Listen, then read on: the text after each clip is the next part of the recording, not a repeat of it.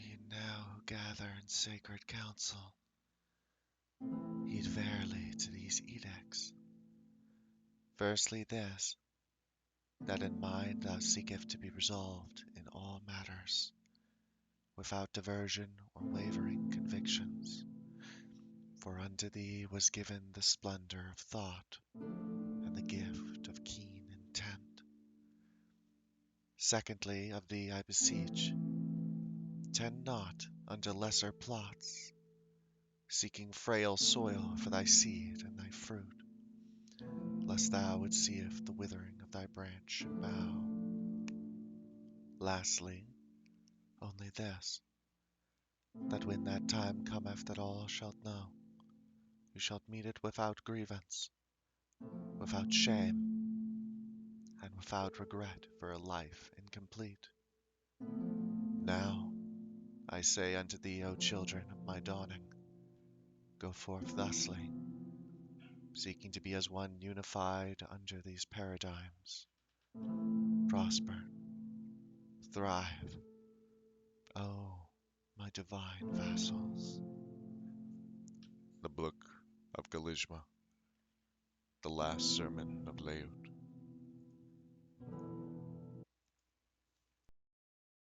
Gerrit Gan's walls blocked out the descending light, lending little but stretched shadows across the ancient stone terraces.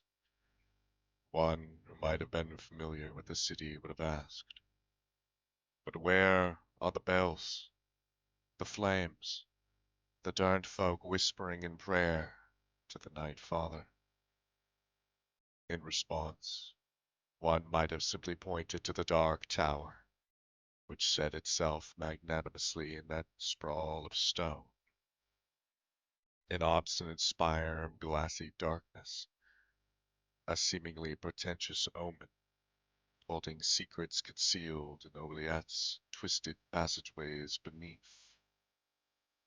About it huddled a mass of flesh, writhing limbs seeking to touch the surface of that tower, desperation and holy fervor finding a frenzied union. Men cried out, in prayers once only whispered. Women cast down their silver masks in terror, and the old openly wept. And though, as in mockery, no god answered, only the sound of a high horn, breaking through the mad cacophony and ushering in the end of a dream.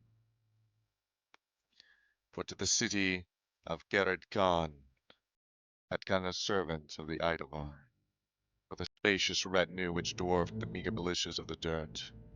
Imperial banners flew unfurled, horns broke the solemn silence, and into the open gates strode the resplendent host. The time of coronation had come, a realigning of the power. The Karad cities had committed a sin, one which now exacted a brutal price. Nobles were torn from their high halls, pried from hidden nooks, unceremoniously dragged into moon-bathed streets in their night silks. Then came the remnant. Those who had plotted against Geradir's reign were the first to be paraded through the streets. Willful conspirators, they were stripped of their finery. Moonlit beams cast on the pale, distended flesh. Then a forced march to the bay. About the loathsome walkers gathered a bustling crowd, filled with the malcontents and the lesser folk who had endured a moving moments.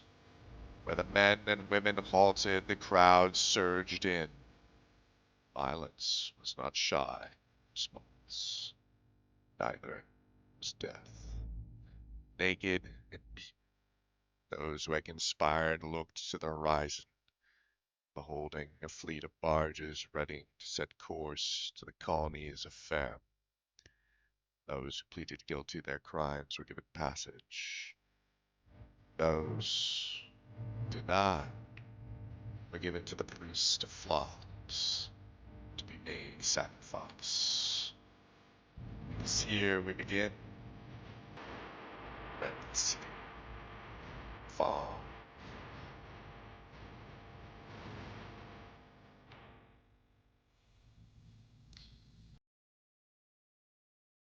Days went by. Men gathered. The time of coronation had come. For he would be adjunct now over these cities. And you had gathered with them too. On a stone dais of twisted stone sat Halaskir Azar. To his left and right, the four who ensured his claim sat with him. The fist of Kosh, hardened veterans all. To the Olmir's right was seated Ralaz, an emissary of the great Karadir himself, a shrouded man in silky robes with an oak complexion, the permanent snarl etched onto his face, speaking of little mercy.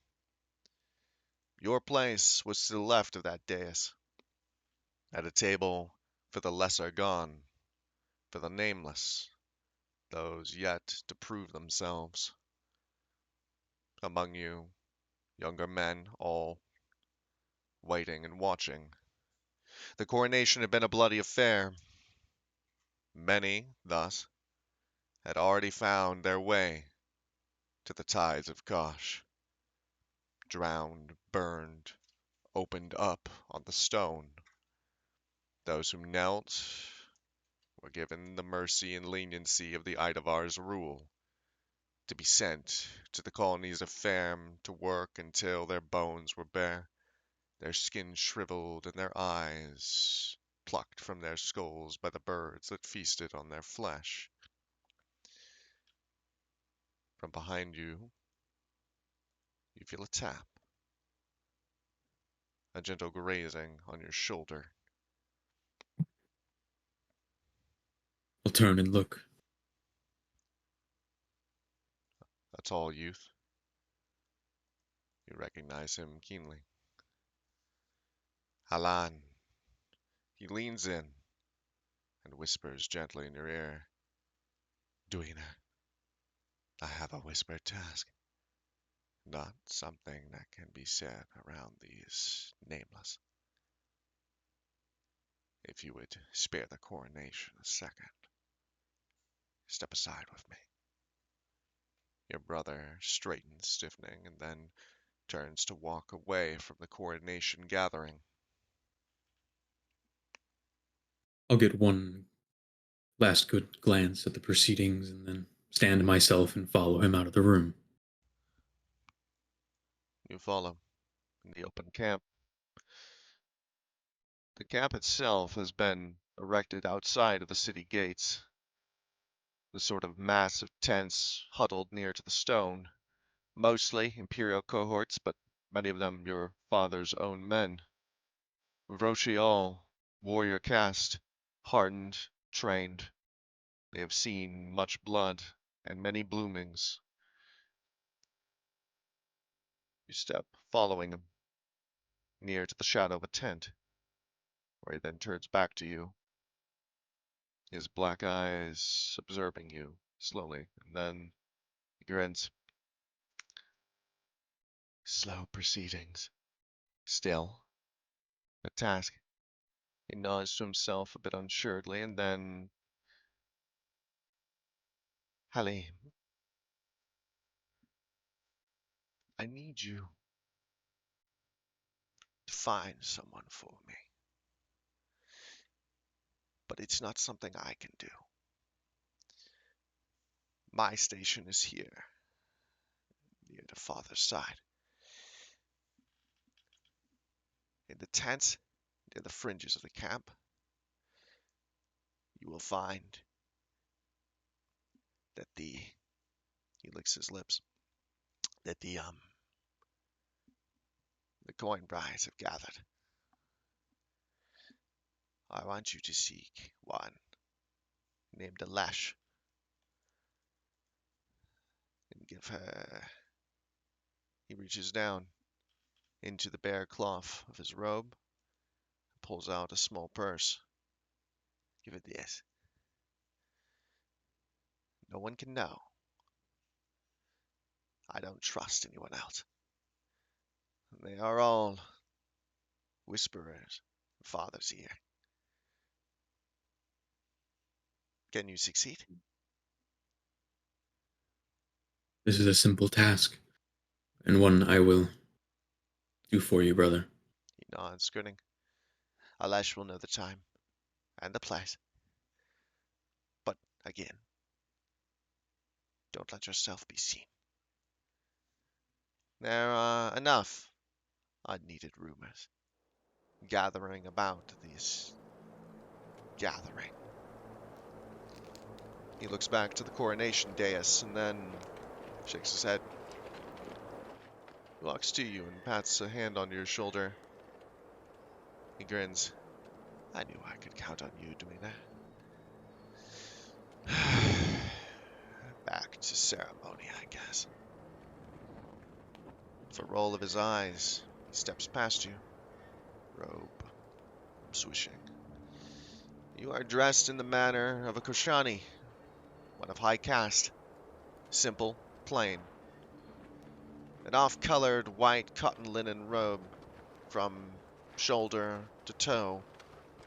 Little more than the barest silver threading running through it to give some semblance of, well, nobility. Other than that, no jewelry adorns you except one small threaded necklace of coarse rope. From it hangs a stone said to have been plucked from the river Ausher itself before the great exodus of Fam.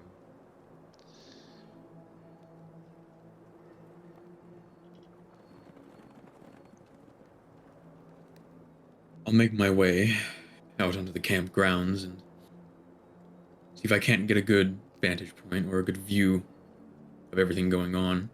See if I can't spot where I need to be going from a distance. This camp has only now been erected for 2 days. You, as Kushani, have not been permitted to traverse it, even with your speaker. You look for him then. Your Brahmir. You don't see him among the host gathered at the dais of the third Gan.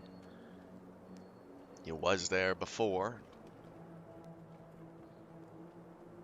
You do not remember, through the boredom of the night, dismissing him from his post.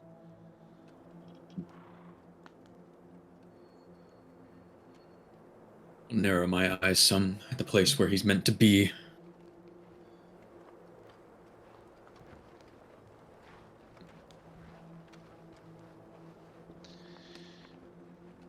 I'll walk over towards it.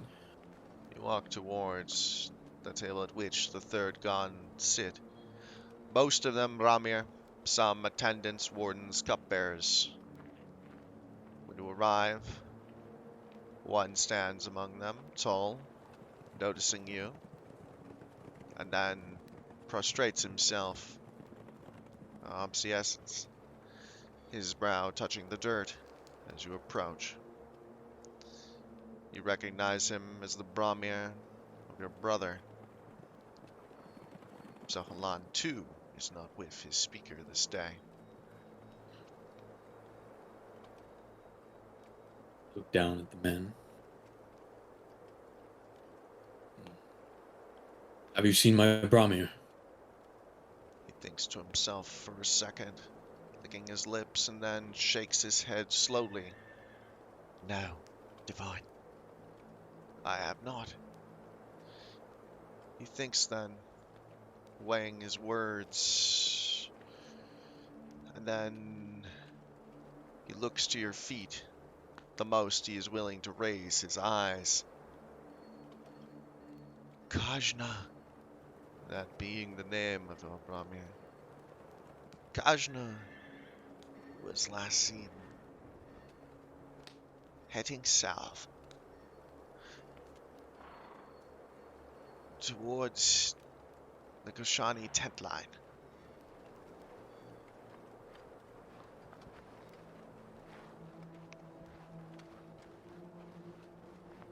I see.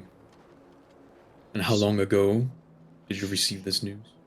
He swallows, looking to the other men around him.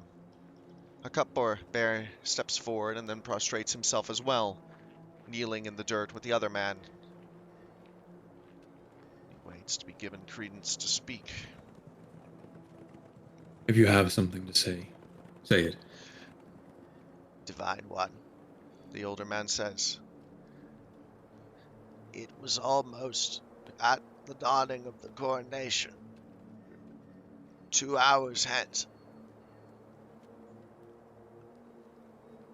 We expected him to return to his post, but he has not, as you see. I offer my apologies in his place. His ult shall be my ult. He lays himself flat on the ground, arms stretched out, almost kissing the dirt. Was it you that sent him away from the table? Or did he go of his own volition? The younger Brahmir speaks then. Who knows why he went, Divine One? Perhaps some task given by one more elevated than yourself. He looks to the dais and then away. But I would know naught of such things.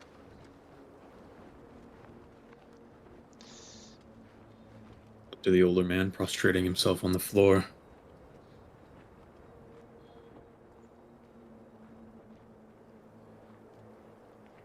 You have no need to take his ult upon yourself.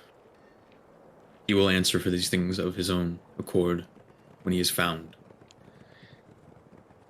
The cupbearer gently comes back to his knees, stretching with an audible click of bones in his old back. You are most gracious, Divine One. Most keen. He bows again. You said he went south towards the tents. To the Kushani retinue, says the younger man then. I appreciate both of your honesties. I will leave you now. I'll quickly turn around. Make my way back towards the edge of the camp. The camp is huge, it should be said. Thousands of men are gathered here, along with their servants, slaves, and all other necessary personnel to run such a large war camp. The smell of food and fire and smoke is thick on the air.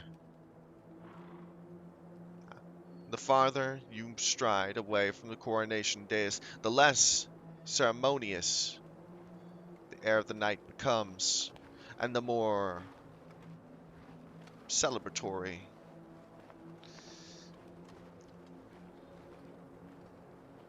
Stand there and look out and see if I can't differentiate the different groups around the camp. Make out where I might need to be going to deliver this thing for my brother, and also the Koshani retinue, where my Brahmir might be. Your Brahmir has his own quarters, you know, nearest to your tent. Normally, you would share a room, but in this situation, it has been deemed inappropriate by the higher will. Your own sprawl of tents is much smaller than the sea of the Idavarian host, but it stands in stark contrast. Your men, and even the Koshani themselves, do not adorn their living holds. And thus the sea of grey tents, simple, plain, with only the markings of administration and rank cast upon them, are easy to find. They set, as it was said, to the south line of, well, the gathering, surrounded by a sea of Imperial cohorts, which now watch the edges. It should be said that this gathering is upon a hill that leads up to the main gate, the coronation itself happening before that main gate itself. As for the pleasure tents of the coin brides, they will be at the farthest edges, as commanded by the dictates of the Koshani, the farthest away from their own place of rest, as not to tempt the men.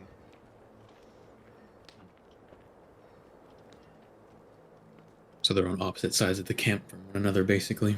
Yes. They are only permitted in the first place due to the needs of the Idavarian host.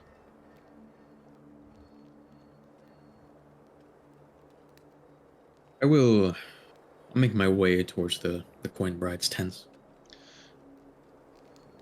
Opting And out, in doing so, or go ahead. I will generally try to keep a small figure and not walk out in the open too much.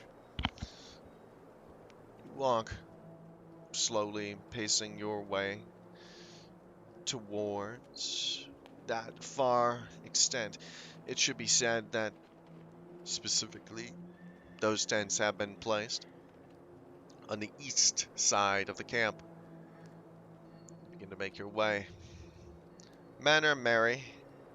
It was an easy sacking, and much riches have been taken from Kered Khan's walls. The nobles, who were torn from their houses and then paraded down to the ships, left much wealth, which now has been dispersed among the Idavarian captains and then trickled down slowly to the lowest roles in the ranks of that host. The Koshani themselves, however, did not take much of those spoils, seeking nothing from a grandureless conquering of a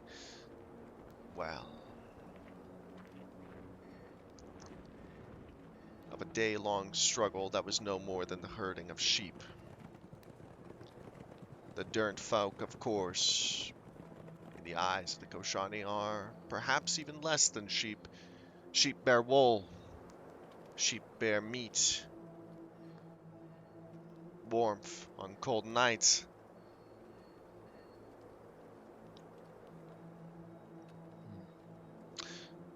Still, Oh, as I walk, I'll kind of look out over the camp and the spoils and all of that and mutter to myself, how can our people be worthy of such minute conquests? We deserve a greater foe. no one seems to notice you. A young, lone Koshani, black hair, black-eyed, not even look at the ashen cast of your skin. This, of course, being helped by the smoke thick in the air from the many campfires of the host. Men are too much at their cup to notice you passing. Yet still some gaze on occasion, eyes finding you and then wavering elsewhere to more enjoyable pursuits. Hmm. Try something of a hood or a cloak or something I can pull up over my head to avoid the glares. You are donned in the most simple of your clothing for the time of coronation. Unfortunately, no cloak or hood can be found. Perhaps procured, but not on your person.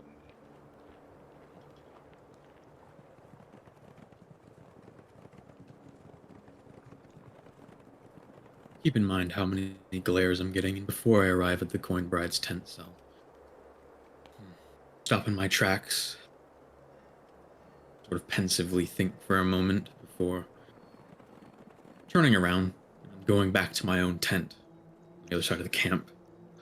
You turn back around.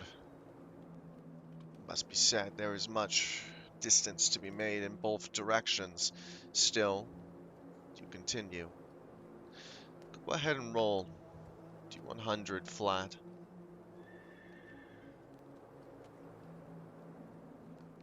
Set the tone.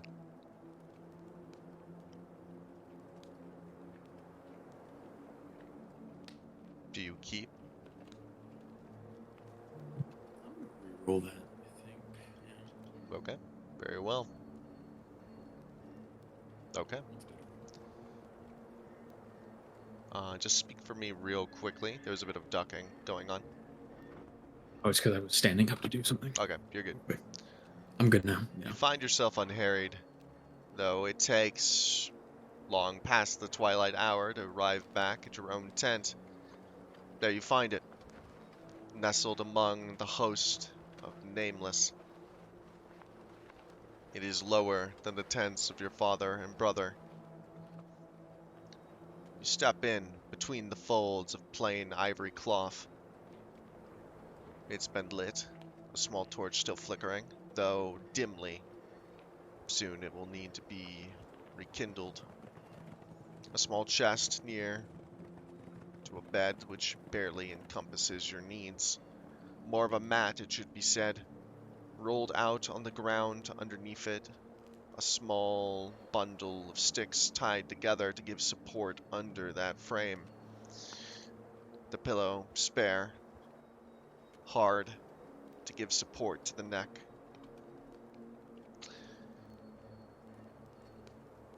I'll look around and see if there's something of a hood or a cloak in my room that I can don.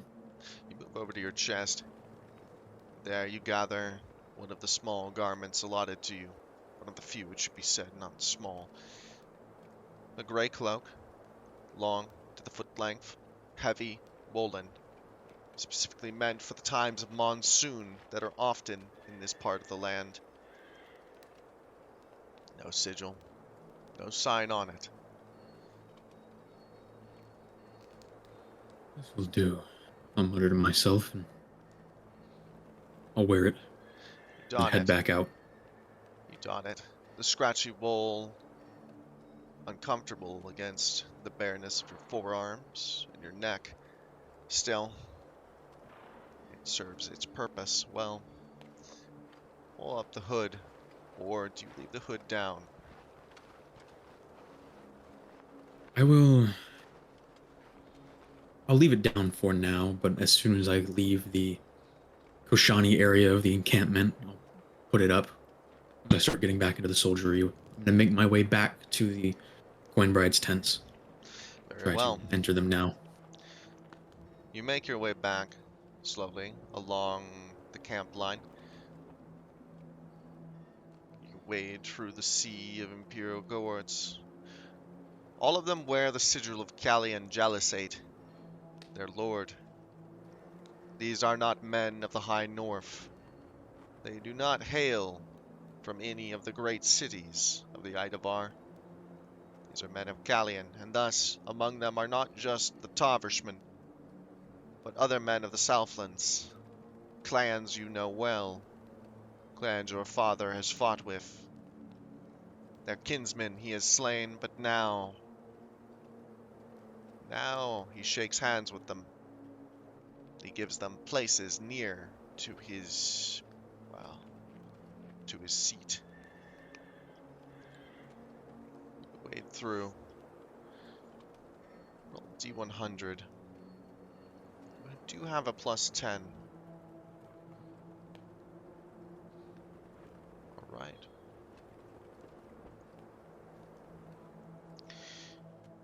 You move, still unharried. Seemingly no more than a messenger boy on his way. The air of the encampment changes as you move closer and closer to the fringes, becoming less coherent. Merchants, craftsmen, and the occasional coin bride searching for a customer for the night. It is custom among the Dirt folk that one should not lie with one to which they are not wedded. Thus, the coin brides wed for a night, and then that union is absolved within the morning.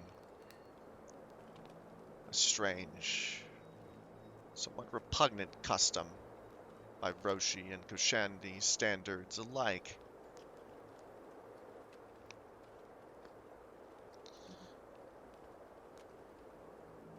You find your This is way. too Sorry, out go of ahead. place, brother, I muttered to myself. And then I'll find my way up towards one of them. You find your way to the nearest, those nightly lurkers. A younger woman with honeyed skin and hair the color of hay. She watches you approach with dun brown eyes. She lifts an eyebrow, looking you up and down. I'm Huh? looking for one of your kind. Huh? Her name is Aleth.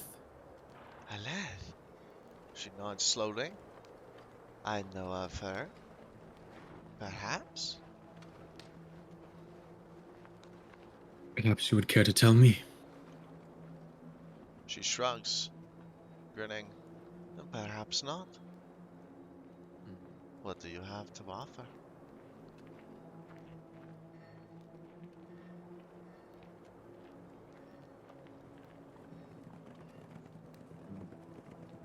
Stand there and think to myself for a moment, kind of eyeing the woman. Then I'll open that pouch that my brother gave me and look into it. Coins there are, but plenty. Idavarian coins, it should be said. At least 2 gov. You have been taught on the, well, on the currency of the imperial rule that controls your territories. 2 gov is no light sum. There are a smattering of other coins of mixed origin. Some you recognize, some you don't. Of bronze, of iron, of silver, and of plated gold. The I'll spoils grab of a cheap conquer. looking foreign coin out and hold it up to the woman. She looks at it and then laughs. A dun coin. Graceless. The light of the moon doesn't even reflect on its surface. She giggles though, taking it from you. Still, better than not. She leans in. She's taller than you. Leaning down, she whispers, Haleth can be found in the north, she says, pointing down that row of tents there. I'd be careful, though. The Imperial cohorts are rather energetic tonight, and not all of them favor women. She grins. Look at her, gritting my teeth. What does this Aleth look like? Black hair, black eyes, and a complexion similar to yours, I might say, she says. She looks around for another coin. I might not say that a Koshani found his way to the fringes of the camp. She licks her lips. I'll eye her, very displeased, and then I'll reach into the coin pouch and grab out a slightly better coin than the last one. Gently place it in her palm. You best keep to your word. I will remember you if not. She laughs, and then, darting forward, gives you a kiss on the forehead, or at least attempts to. I'll somewhat back away when she leans in, take a step back, and I'll stare at her for a moment and then quickly turn and walk towards the north. She cackles as you walk away. You can hear moans coming from tents around you. The singing of men discordant. The alcohol slurring their words, with women as well joining in garish chorus. The night, though old it might be, has found its delights. A few men step past you, bustling, stumbling from a tent. One trying to pull up his breeches, his manhood flopping down. His eyes hazy. A woman comes from behind him, arms wrapping about his neck, and she laughs, leaning on him as the two make their way past you. I'll do my best to avoid eye contact and the general space of other people, and mostly be looking for this black-haired, black-eyed woman.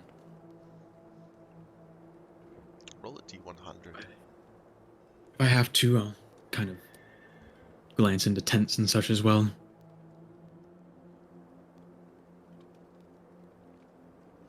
We're not on a reset. Okay.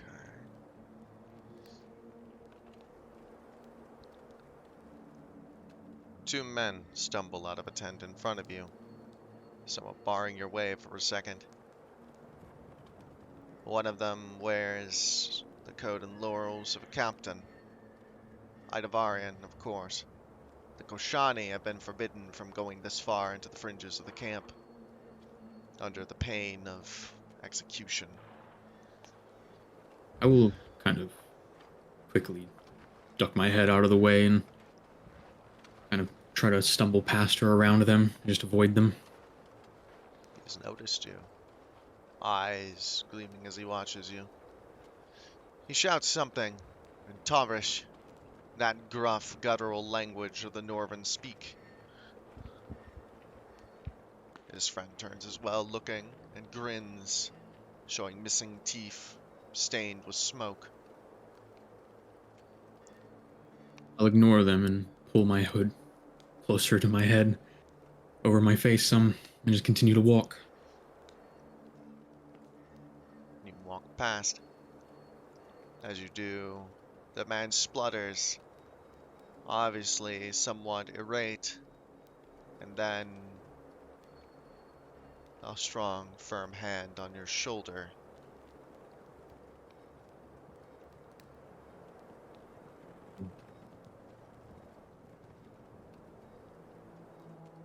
Sort of peer up at the man, kind of side-eyeing him past my hood, not looking him fully in the face or anything like that. It's his friend. The man looks down at you, down a broken and bent nose. Then he speaks in the broken Vroshi tongue. You. Rude not to answer. Servant. He grins. I'll blink and I'll turn and face the man, looking him up and down. The other man with the lords of the captain steps forward, and then, undoing his breeches, he grimaces down at you. He begins to piss on your feet, laughing. I'll stare at the two men and then quickly try to jerk my shoulder free of his hand. Continue to walk away, this time faster, quicker. We'll roll a d20. I actually have to set up my command for this because I don't have it set. Okay. You wrest your shoulder free of the man's hand and then, quickly turn away. You continue to walk towards the tents which the previous Slatin had pointed you to. And then Shake my feet off as I walk. Rub them against a sack of grain or something on the side of the road. another shout from behind you, a bark more like an order you would take it, if you could understand it. Quickly glance in the direction. Is it the same two men? The captain is moving towards you, grimacing, still disgruntled. He's speaking low, grumbling in the Tarvish tongue. I will quickly ignore him and turn away, finding somewhere to try and depart his sightline, his presence. An alley, path There are between many tents. path between tents, most like. You find your way And quickly. Or go ahead. I'll kind of weave around through the tents, that way it's not easy for him to follow me in his drunken state. You dart left, making your way through a line of tents. You can hear him blundering after, and then, as you twist here and there, moving between other tents and then other ones, you no longer hear him behind you, though the drowning noise coming from about you may play a role in that. You find yourself... I'll wait for Go ahead. I'll wait for a moment or two, and then after I don't hear him, I'll kind of very carefully and cautiously look out and see if I can't spot him. If I don't see him, then I'll kind of make my way north towards those tents I need to get to still. You twist your head out, craning to look back down the main path. You don't see him or his friend near the tent, now almost 40 paces away from where you entered into the alleyway of tents.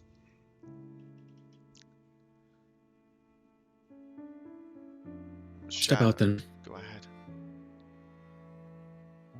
I'll step out then and make my way north. You step out. You look to the stars, well knowing their positions in the sky. You head due north then.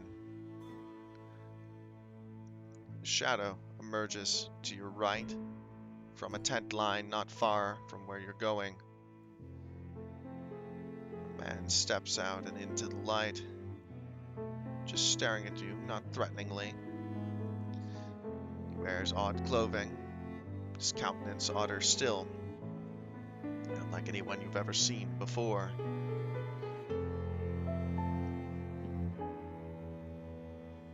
I'll stop in my tracks and look him up and down for a second, then quickly... Bows to you as you look at him. Divine.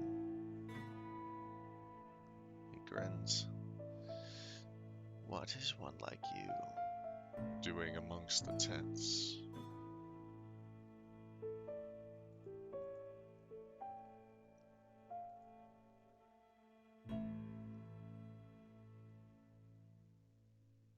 I'll keep my mouth shut for a moment, trying to find words to speak, kind of eyeing the man some.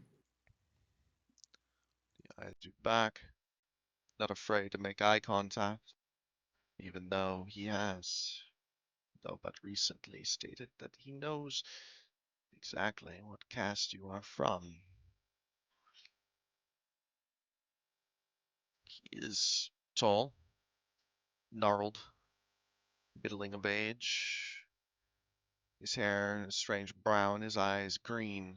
His skin can only be described as having a rosy complexion and pale. You seem distraught, or at least rattled. Having difficulties?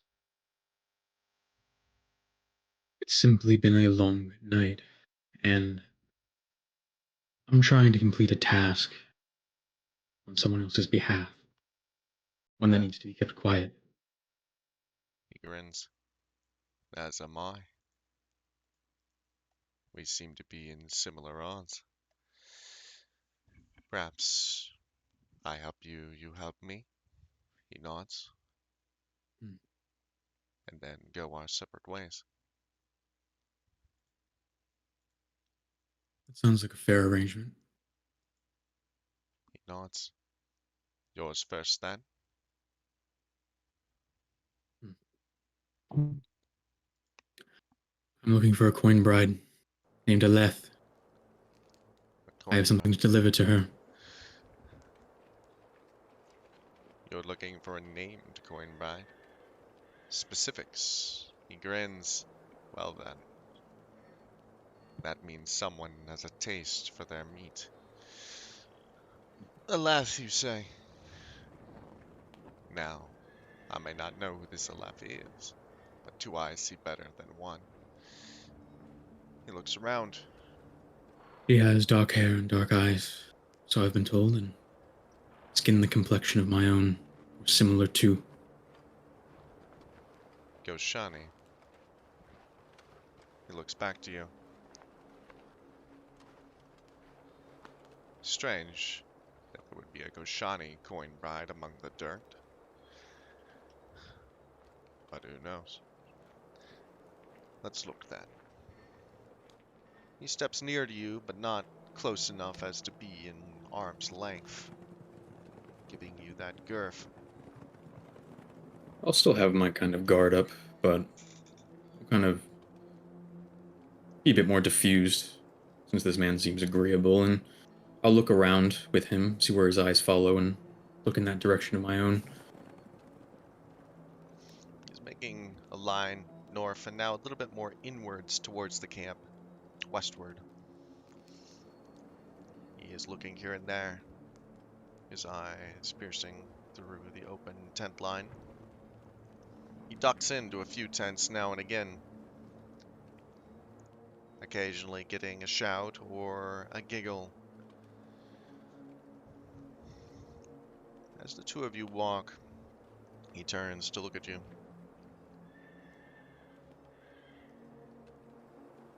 Why would I'll look back at him. Koshani himself come? Do you not have servants aplenty for such tasks?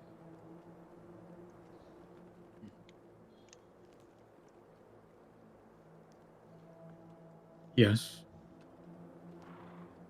But the one who was, well, has assigned me this task ensured it to me out of trust and loyalty. Loyalty I tend to wish to prove. He nods. I understand, I think. At least, a little. Well then.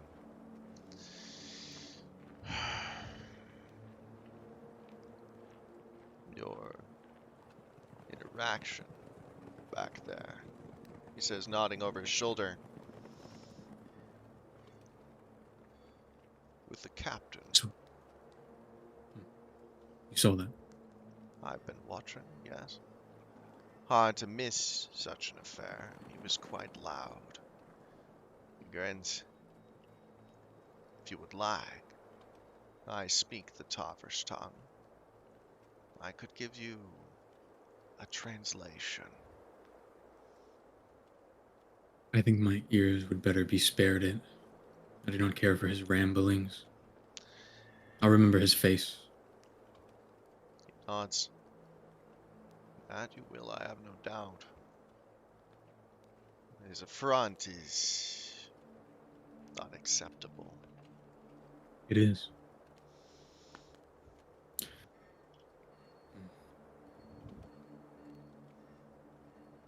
Still, he is high-ranking. I doubt much will come of it.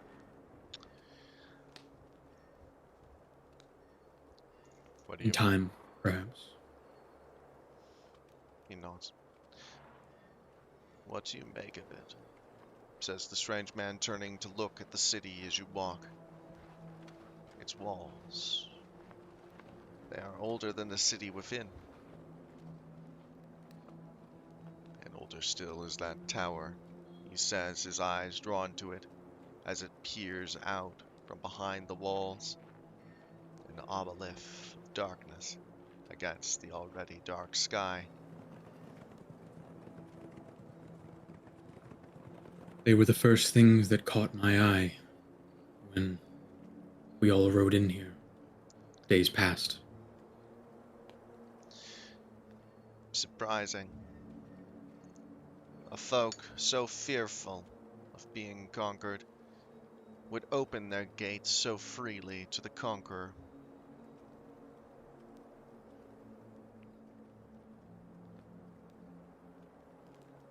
Don't understand it well myself. All of this, this place if I were here. Well, Gerard needed a watchdog. He grins, and it seems the Jalasate has chosen one. Say, I thought you Koshani always had with you a Brahmi. Isn't that the word to speak? Yes. Left yours Well, behind, it seems. hmm, A good mind, that. You would be noticed. indeed, though it was not my choice. He made himself scarce, and I have not been able to find him this evening. The man looks back to you. Free of tongue, I see. What if I was an assassin sent to kill you? What if now I knew that you were without your weapons and your guard?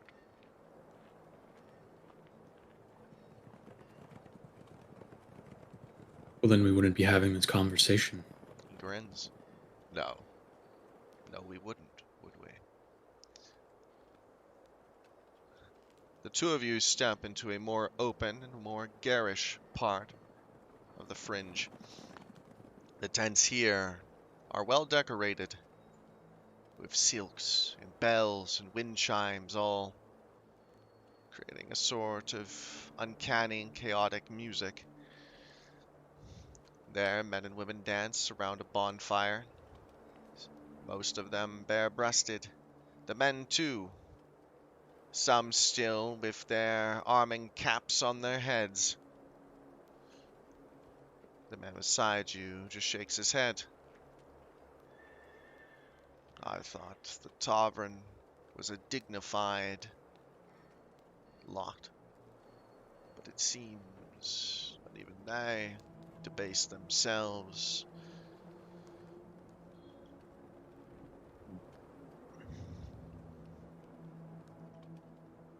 I don't know what to make of it all. It's sad, really. Lesser pursuits, not warranting even a thought. Still, a thought we give. He nods, then, to a larger, more regal tent.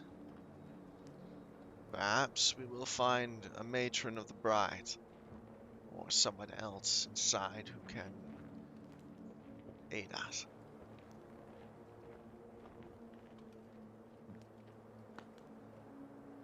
Let us go in then. He nods. Since you are without Brahmir, I will assist. If that is acceptable, Divine One.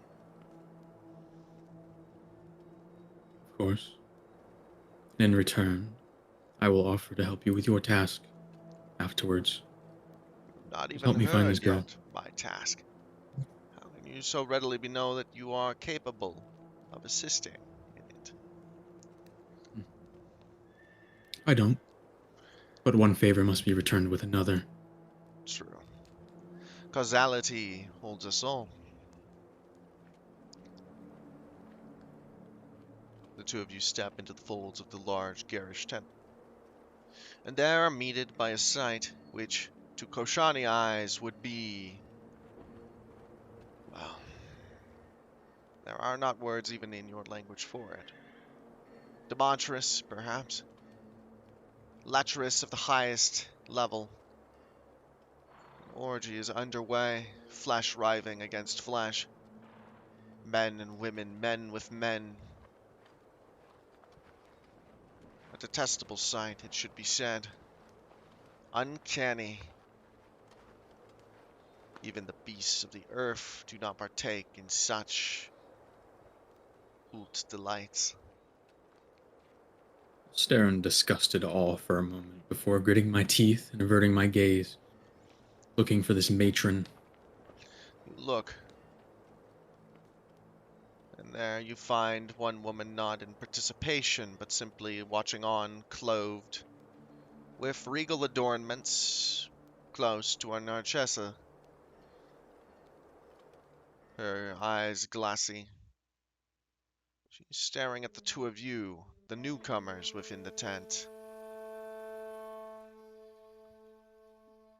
There. I'll kind of mutter to my companion. The two of you make your way over. The taller man beside you looks down at the woman and then smiles. He speaks words then in the dirt language, a language that would never despoil your tongue. She responds in likeness, and then he turns to you. Aleph is with customer. Her tent is south within this circle. He nods. A green scarf hung from a pole outside.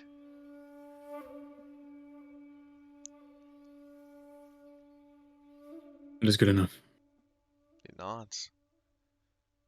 The woman looks you up and down, and then grimaces, almost making a shooing motion towards you. She says something, repeating it a few times to the man. He looks to you, and then with a wry grin, she says, "You are too young to leave. You should not be here." No, I shouldn't. I'll grin at the man and I'll quickly turn and exit the tent. The two of you step back out and into the night. The affair Oh, outside has escalated.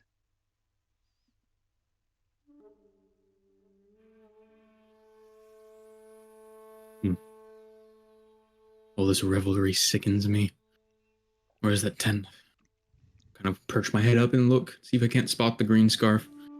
You look southward, and there you find it, blowing in the wind. A silken scarf of beautiful green cloth, fastened to a ring at the end of a pole set outside of a plain tent. Smoke ushers from inside of it with a sickly sweet scent.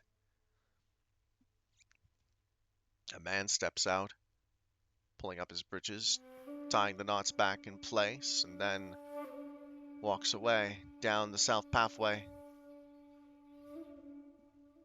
How convenient. It's vacant now.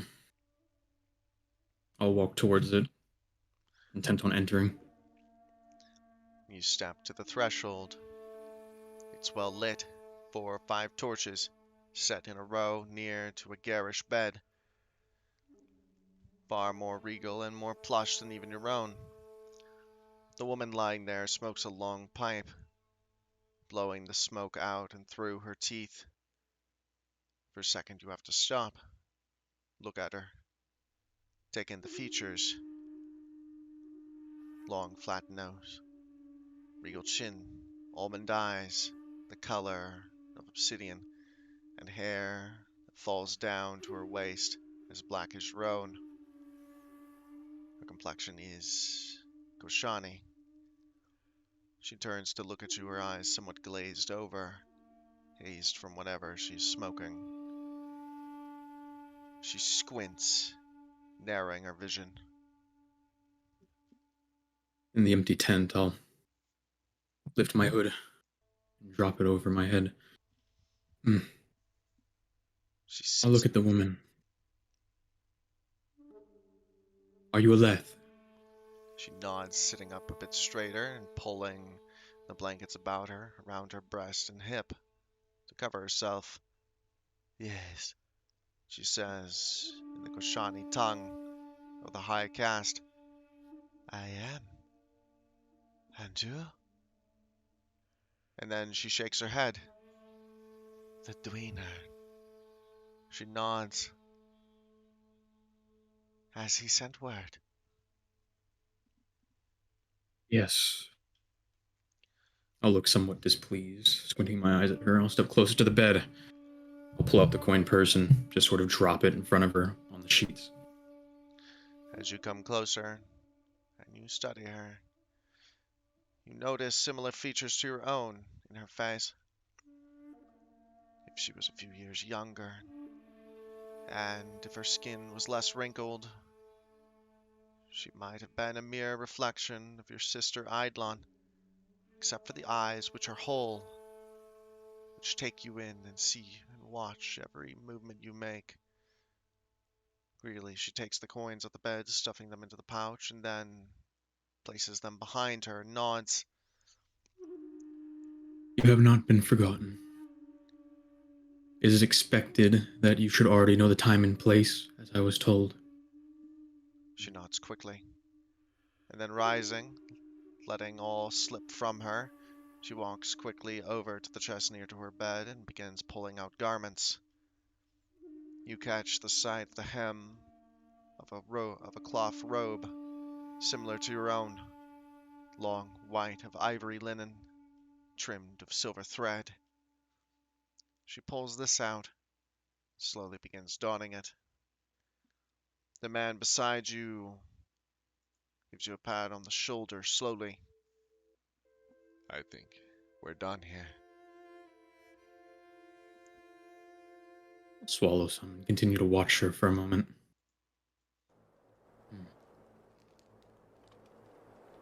Who are you? I'll ask. To her or to him? To her. She turns back around. Not Goshani, if that's what you're thinking. I come from Fam. My people never left. Unlike yours. The blood runs just as old. I see. One of the many clans of Fam, then. There are some that share blood. They gathered near to the river, but never at its banks as your people did. Still, they're held in higher caste and higher regard than all others who are not of direct Ausher line.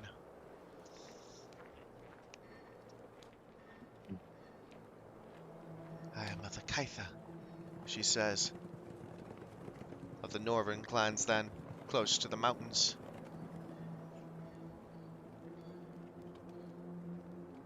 Such work and such surroundings. I'll look around with disgust in my eyes. Does not befit someone of your blood. I'll shake my head then, and turn from the tent, leaving. You step out, back into the night.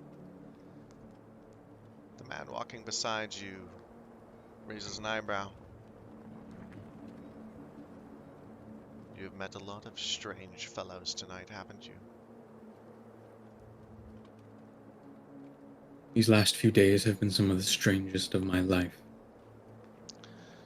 I heard that your Omerate traveled almost 150 leagues to reach these shores.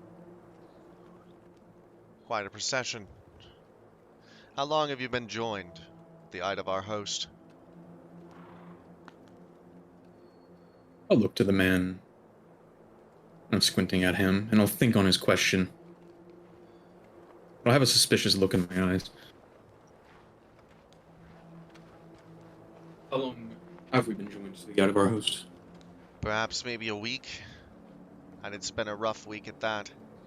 The Koshani and the Idavar have not mixed well, but Ralaz and your father managed to rein them in and create a semblance of order. A week? He nods slowly. Not long enough. You are people from separate worlds. You will never truly merge. You will never understand each other.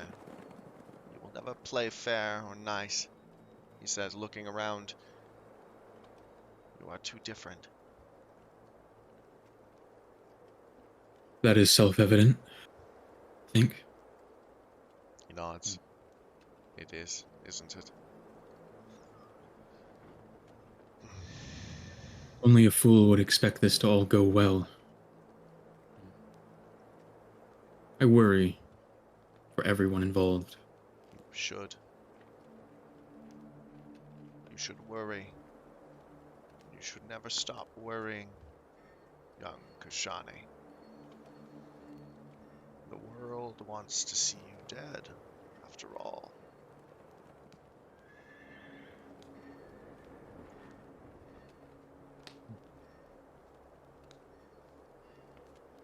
Scoff and look him up and down once more, taking his features, taking his face, clothes he wears, all of it. All of it foreign. Not Tavrish, nor from any of the delegations of the clans of South Tavr. He does not have the look of a Durnt man about him, and you have never seen skin like his in all your days. Not in your studies, nor the times that you have found yourself away from your father's court, prying and spying.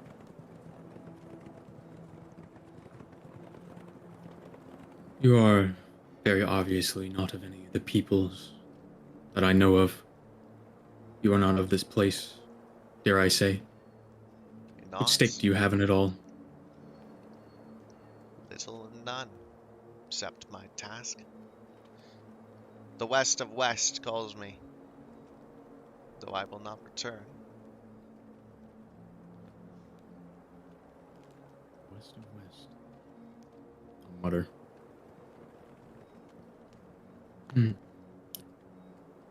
Now, about this task of yours.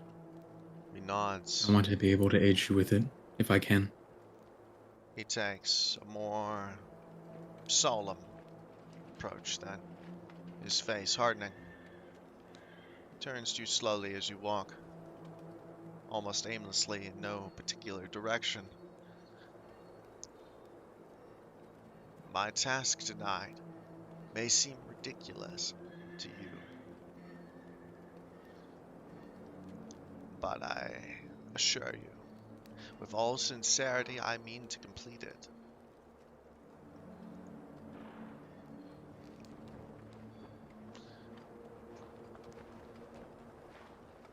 You said you'd aid me. Is that sincere, Koshane? Favor for a favor. I do not go back on my word. He nods, and then he looks up at the moon. Tonight, I plan to kill a god.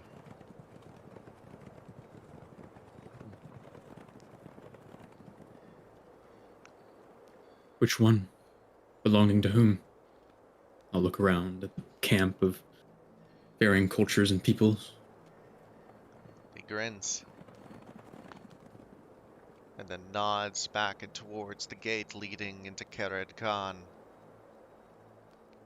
one that sits upon a high dais. About him a hand clutched as a fist to crush its enemies. He looks back to you. I simply need guidance. Would you show me the way, young Halid? And the way he's pointing is the way my father is. Towards the gate where the dais is set. Coronation ceremony is still in high canter.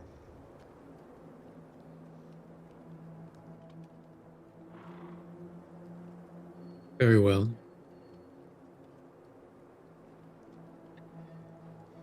What guidance do you seek? Merely a direction?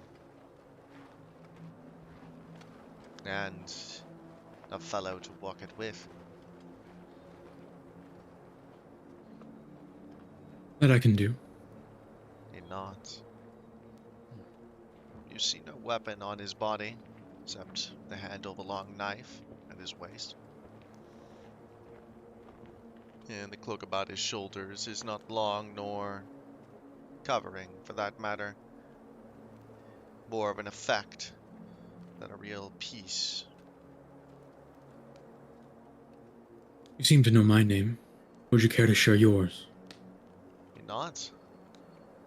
Formal introductions are at hand. My name is Kotsier, of Eberland. Have I ever heard a name like that before, or a place called Epperland? You have never heard of Eberland, nor have you heard a name similar to Kotsier.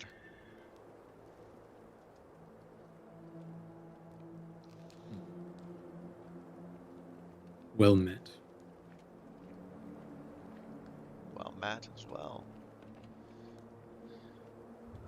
I have heard of the Dweiner,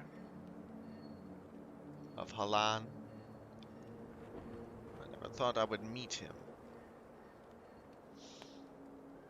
He looks you up and down. You have yet to remember your name, though, it seems. No, I am nameless.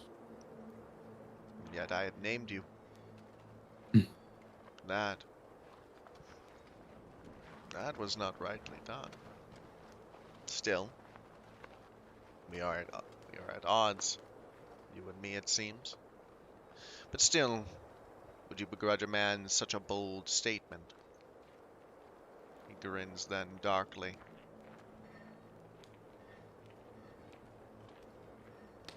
I am up and down, my guard up. No, no, I would not. He nods. You begin to walk towards the dais hill. I have no doubt that you have walked with many men who have sought the death of your father. The difference, however, is that I truthfully tell my intent, whereas they hide it behind pleasantries and masks.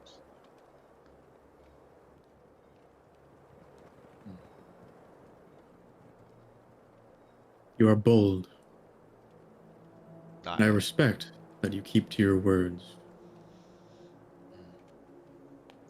though they come at odds with me. he nods. A strange union tonight, you and I. But it is a strange night. It seems as though it is going to rain, he says, looking up at the sky, the clouds slowly coming in from the bay.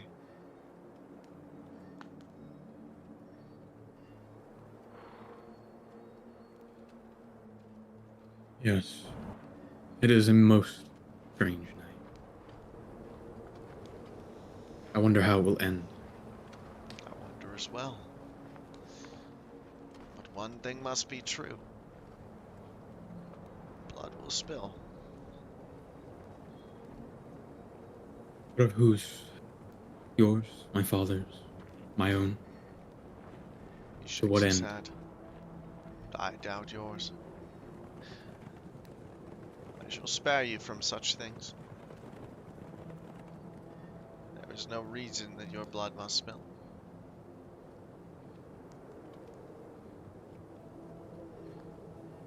What grudge do you hold my father? None. Why do you seek him? Die. Just as... well...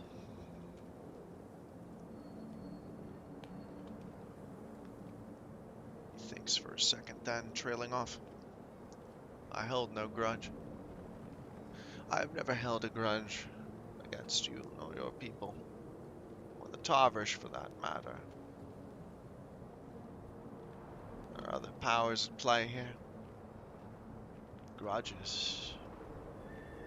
Grudges are weak. Oaths, however, are binding. That they are.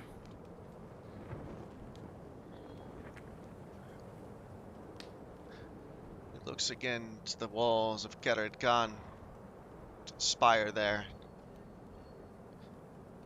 They say it is older than the city, older than its people. They say it was there before even the first man lived, as though it grew out of the earth, stretching up. The dirt give it worship.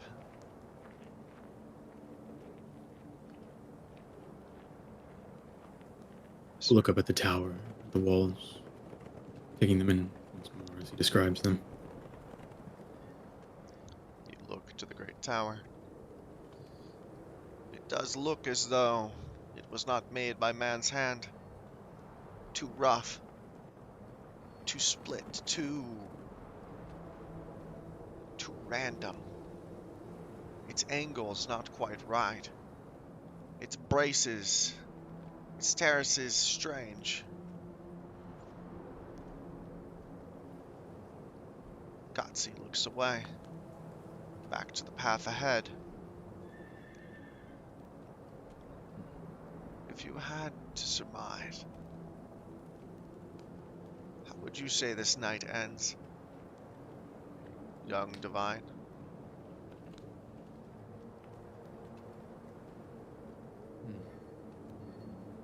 Think for a moment.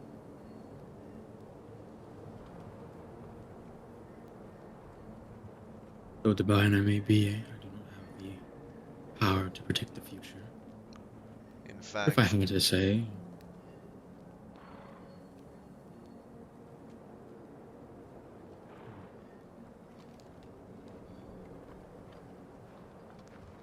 I would guess very much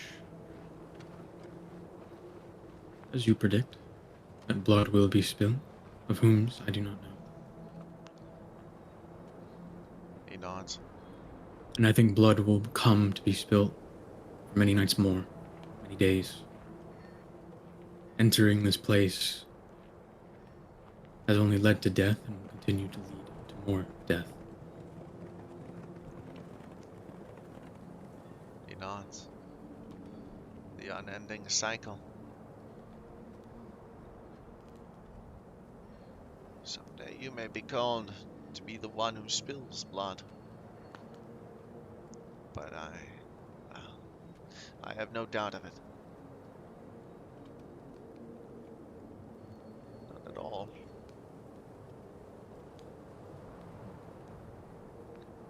Perhaps. And when that day comes, if I am ordered to do so righteously and honorably, I will spill that blood. A twinge down your back.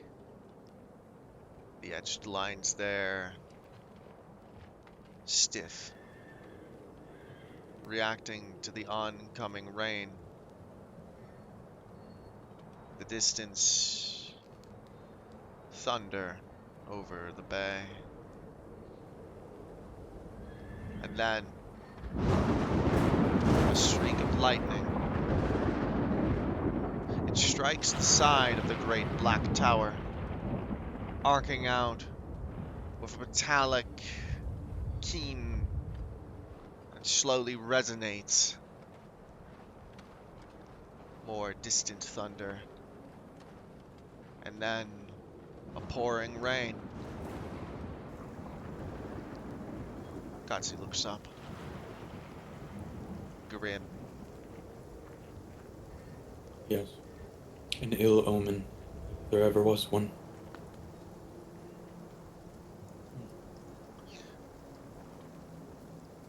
Cohorts move past.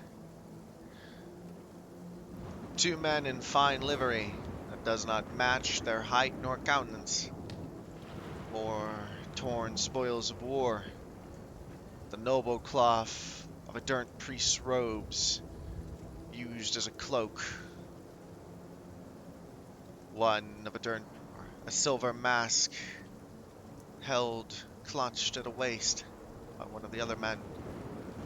The sacred masks of the burnt priests. Gansey watches them pass. Do you think their god will seek revenge against you?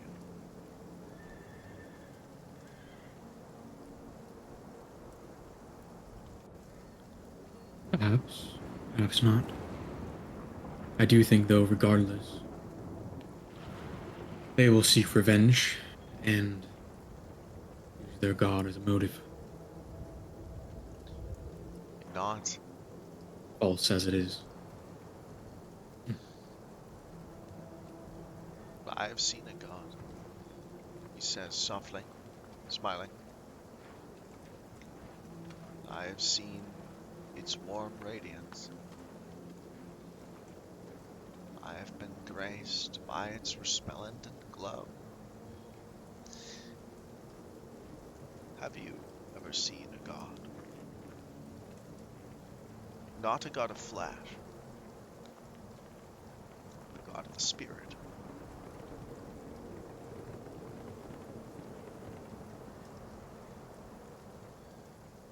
I think the existence of such a thing is self-evident in the lands around us.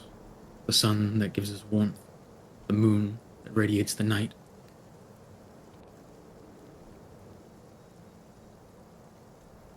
Your people would say that those bodies hang within the great ocean that once was Ausher.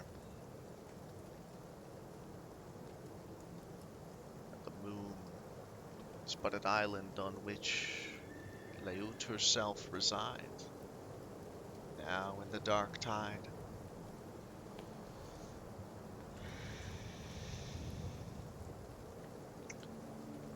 You come then near to the base of the hill,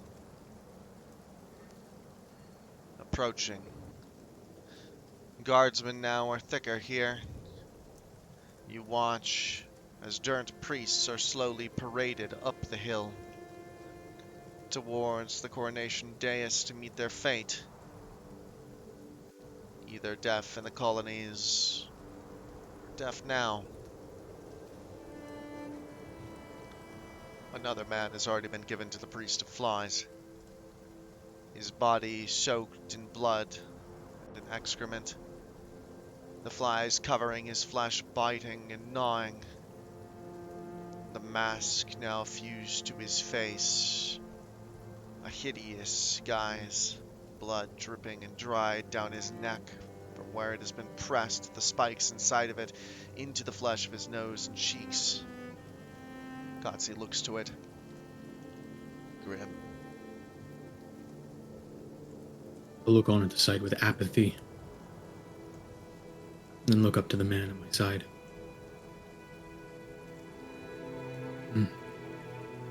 That it is. But it is necessary. It is. You make your way up, closer to the hill, and then, before you, two guardsmen stride.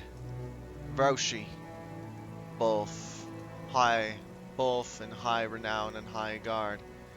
Both in high renown and high rank. Their spears are held at the ready.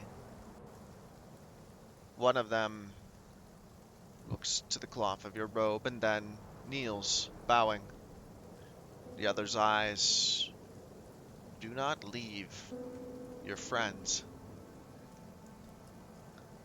I'll turn and I'll look up at Kotzi. Has my favor to you concluded? I have walked with you. He nods softly. One last thing. I need passage. Would you let these men here know that I have brought a gift for the coronation?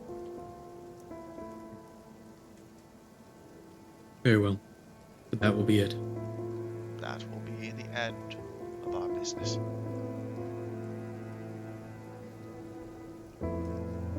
Gritted teeth, I'll turn and look at the two men. Primarily at the one kneeling. Rise. The Soldier. Roshi rises then, spear in hand. He does not speak as he cannot. Though he seems... This man comes bearing gifts. Good. This man comes bearing gifts for the new Olmir of these lands. He who has strolled in here and brought order to such a place. The Roshi man seems taken aback for a second, having been spoken to by Koshan. He averts his eyes and then purses his mouth, trying to find a way to respond. Both him and his cohorts just stand there, almost dumbfounded.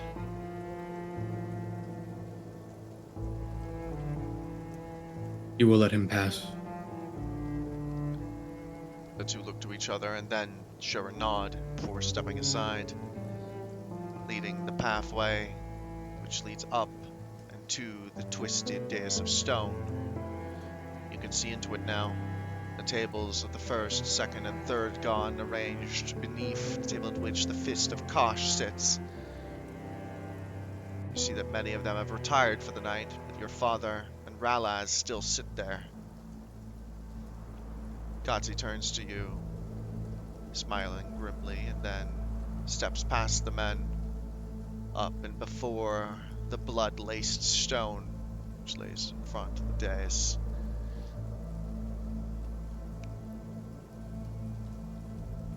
With my favor having concluded to the man, I'll then turn to the guards again.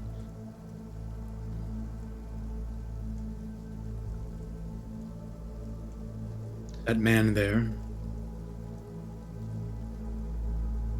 him, you just let pass through. Kind of nod my head in his direction.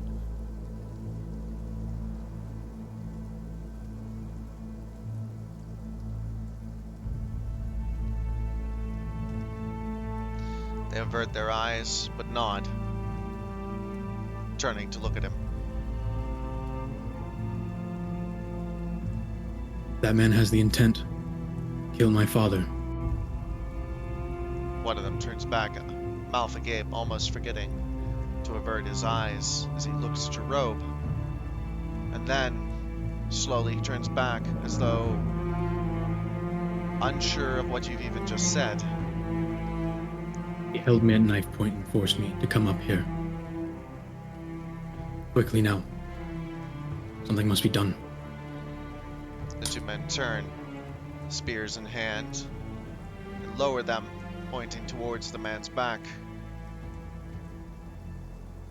Gotzi is slowly striding forward, and then he stops, standing before the dais, maybe 50 paces away.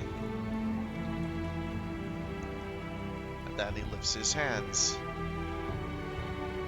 He turns back around to look over his shoulder at you, grinning. Stand there, stone-faced. And then the rain goes silent as he speaks, as though knowing that his words would carve through its noise. I have brought a gift. A gift for the adjunct of Karad. The men are moving, spears down, lowered, their intent true, either to skewer the man or to subdue him. And then something strange happens. As he lifts his hands and speaks, everything goes silent. The gift Of death. Sure, move if you would like. An uncanny silence has fallen over everything.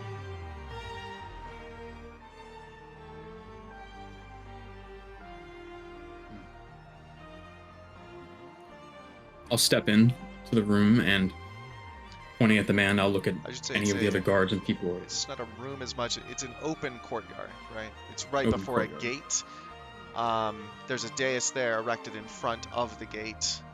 It's all outside. That's why it's raining down on you. Gotcha. Okay. Yeah. I'll step into the courtyard, though, where I'm in view of the other guards and everybody there. Maybe 20 And paces away from him. The guards are maybe 10 and closing fast. Spear's already lowered. Yeah, and I'll point at him and I'll look around if there's other guards and other people and stuff like that, and I'll point. This man seeks to kill the Olmir! I'll yell out. You yell out. And then another clash of lightning. It sunders the dais, or it sunders the ground before the dais as Kotzi's hands raise. And then fire explodes from his fingertips in long lashing lines. You are stunned for a second, almost knocked off your feet by the display of light and heat. You may roll. D100. I'm going to reroll. I need you to chill with these rolls, man. Holy shit. Jesus Christ. Oh no, that is the number. Shit. That's actually a fair number. I'll DM reroll. DM reroll? Yep. Okay. Okay. That's better. Anyways. You're knocked backwards onto your ass, but you're not dazed. The fire's whipping around him now. Other guardsmen are closing, spears slowly trying to make their way towards the man. As they get closer and closer, you watch as their flesh melts, as their spears burn, as their eyes pop and run down their faces. Metal melts into flesh as the nova of flame around Kotzi expands. It's your move. Is it coming in my direction? Everywhere in a sphere. I'll quickly try to pull myself to my feet and run back the way I came through the door to avoid this nova. You turn and then quickly begin to run, pacing your way away from the oncoming fire. And then, in the distance, the silence breaks. The sound of rain and wind returning. And in your mind, you feel serene. Something pleasant has washed over you. The night darkens, turning back to black. Rain pours down around you. You hear a sound, a mewling and moaning. The howling of wind, the pattering of rain, the screams and cries.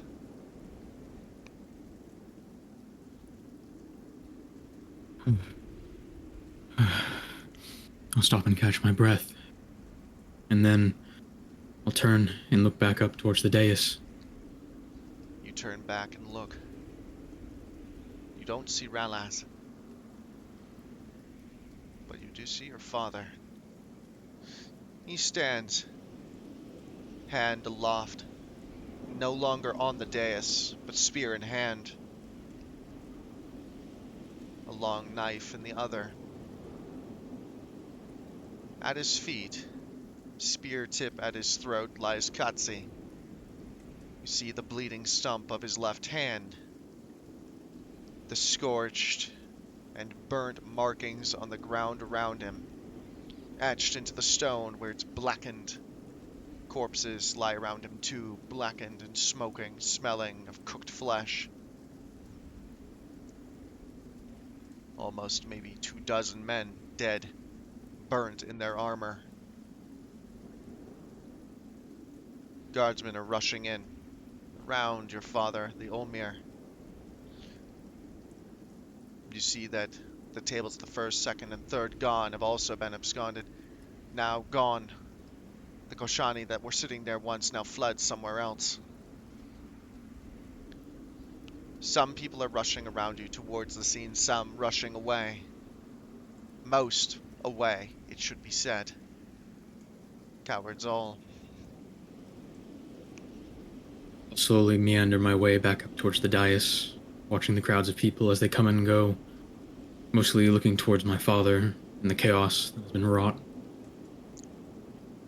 A shimmer comes from your father for a second, like a mirage on the air about his skin, and then gone. His black eyes look down with hatred at the man in front of him, the knife coated in blood where it severed the wrist of the wanderer.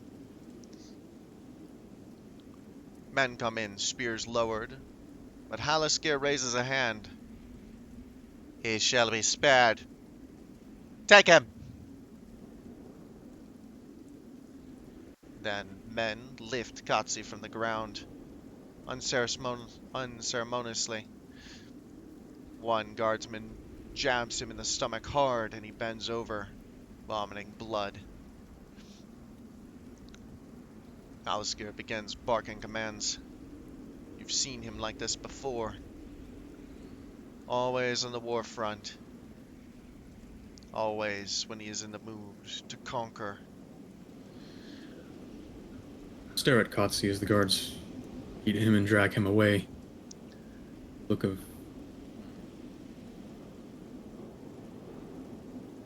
It's that look of shame in my eyes. Your father's eyes catch your own. He notices you standing there in the entranceway to the courtyard. Then he steps past his guardsmen who are trying to huddle about him, spreading his arms like he spreads a sea. They shift, creating a looser perimeter, but still encircling him as he walks towards you. His Quickly eyes turn my flicker. gaze to him, and I will kneel when he comes. You Drop kneel, to my knees. straighten yourself as you must. The guards split around him as he comes towards you, and then he looks down at you.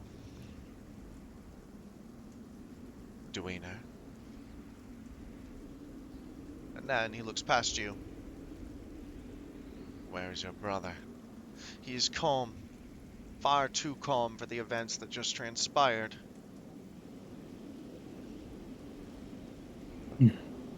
Swallow. I do not know. He nods. Go and find him. He is your ward, after all. And then make your way to the safety of your tent. He turns to his guardsmen then, ushering to 3 of them. Go with him. See him safe. There may be others.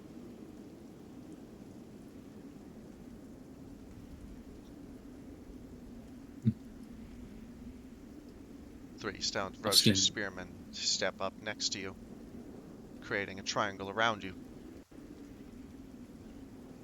I'll stand then, and following my father's command, I will quickly be off to find my brother. First going to his tent. You step away, trying to locate precisely where your brother has gone. The camp is ablaze with light and life now. Shouts, mostly barked orders from captains and lieutenants, men falling into rank and file. Commands are being given. It's quick, methodical, like a machine well oiled. Even in their drunken stupor, the Tavish troops still maintain and manage their ranks effectively. The Koshani even more so. The 3 men around you do not give you leeway to move here nor there, except at a slow pace, their spears at the ready. You make your way towards the Koshani tents. There, finding your brothers. Go ahead. As I'm approaching them, I'll kind of yell out into the chaos of things, with everybody else barking orders. Alon! Alon! You yell out, crying your brother's name. Nothing. Nothing from the chaos of noise. You do eventually arrive before the Koshani tents, and before his very own, stationed near to yours. The guardsmen quickly form a perimeter around the outside of the tent as you stand near to the threshold. Without ceremony or asking, I'll say, Halon! And I'll just kind of barge in, pushing aside the entrance to the tent. You step into the tent. No one here. The flame has been snuffed out. You see that his clothing chest has been opened. I'll go walk over to it and inspect it. His night cloak is not there. And his darker garments as well. His ceremonial robe discarded in a mess at the top of the chest, unceremoniously and unfolded. Your father would have him beaten for such a thing. Well, would have you beaten. Take a moment to quickly pick his clothes up, and put them away where they belong. Quickly, reorganize his clothing. Something you're used to. Another tinge down your back. Something wet there. Dripping down your thigh. Your hip. Turn and kind of inspect where that's coming from. Your hand reaches back to the etchings there carved. They've reopened. Fresh as they are.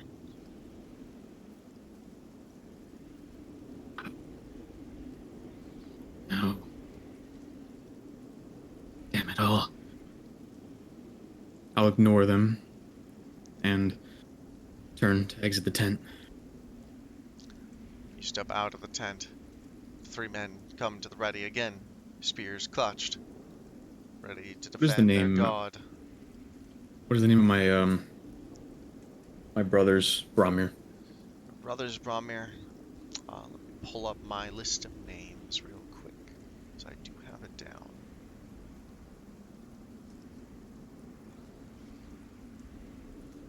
Moraba. I'll write it for you as well.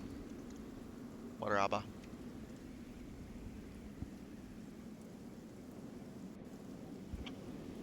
I'll turn to one of the three guards and surround me. Just picking one at random. I'll look and say, I need to find my brother's Bromir as well. We must account for the absence. The two of them are both One on about. guard nods, and then, moving over to another gathering of servants huddled near to the tents, ready to wait on their lord when he arrives, he begins to speak to them quickly, in the lower tongue. Then they disperse. He moves back over. And then, turning to look at your feet, gently he places a finger in the mud and carves runes there, not daring to speak to one of your cast. I have sent them to find him. Should we get out of the rain? We still need to find my brother. He nods. And then He is woefully absent. the man I'll think about Roshi keeps his face flat and expressionless. Go ahead.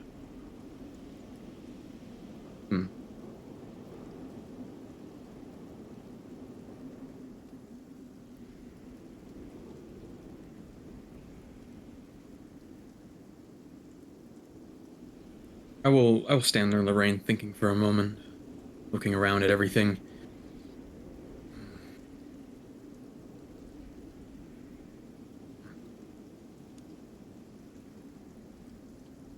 Come with me.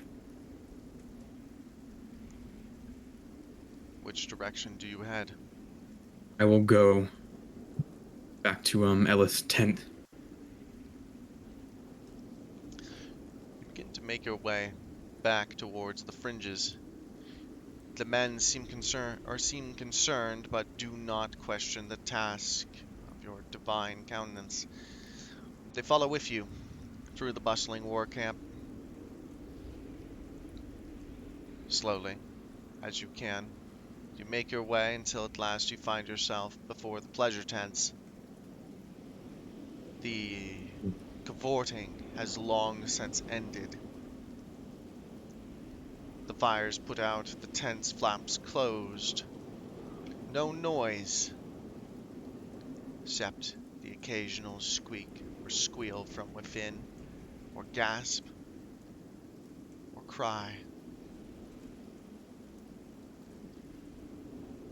Look at the three men, look at disgust on my face, and then I'll step into the tent of Ellis. You step into Elef's tent, and there, a sight your eyes would prefer not to have gazed upon. Elef and your brother, as naked as the day of their naming, or the day of their proclamation, should be said, not naming.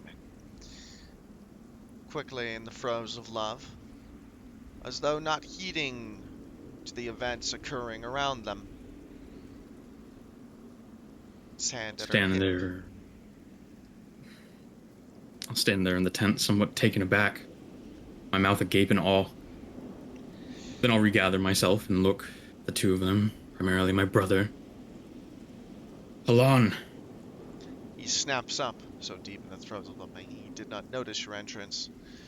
He turns to look at you, mouth a bit agape, broad chin sweating, drips of it falling off and onto the bed about him. He stares at you with a blank expression and then straightens, blinks, as though speechless. Someone has tried to kill our father. He has sent me to come and collect you, wherever you may be. At that, Alon snaps too, standing up quickly and then turning back around to look at Aleth. She's covered her body again, pulled herself up against the side of the tent, away from the three men and yourself. Their eyes are averted, their backs to you now. Still. While he kind of picks himself up and everything, I'll walk up to the three men. Three of you saw nothing here. Understood? The head among them nods solemnly, his eyes downcast, a look of sorrow on his face. You already can tell from his expression that tomorrow he will seek the Mashog to find his way to Ausher.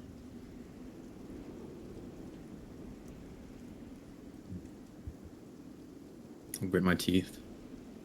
Turning back into the tent, I'll stare at my brother and Aleth. Your brother is already hastily, though not keenly, got his breeches up and is pulling his long robe across his shoulders. He fumbles with the coarse cord of his necklace as he places the Ausher stone back down at his breastbone, and then turns to you. What are you saying? A man is trying to kill Father? Yes. In the His dais, words- there are many guards dead, burnt to a crisp. His words are a bit slurred. His movements a bit slow as well. He shakes his head, his hands a bit unsteady. And then he looks to you. Help me. I'll step forward and do so, helping him collect all of his things and make sure he has all of his belongings. Clean up himself a little bit.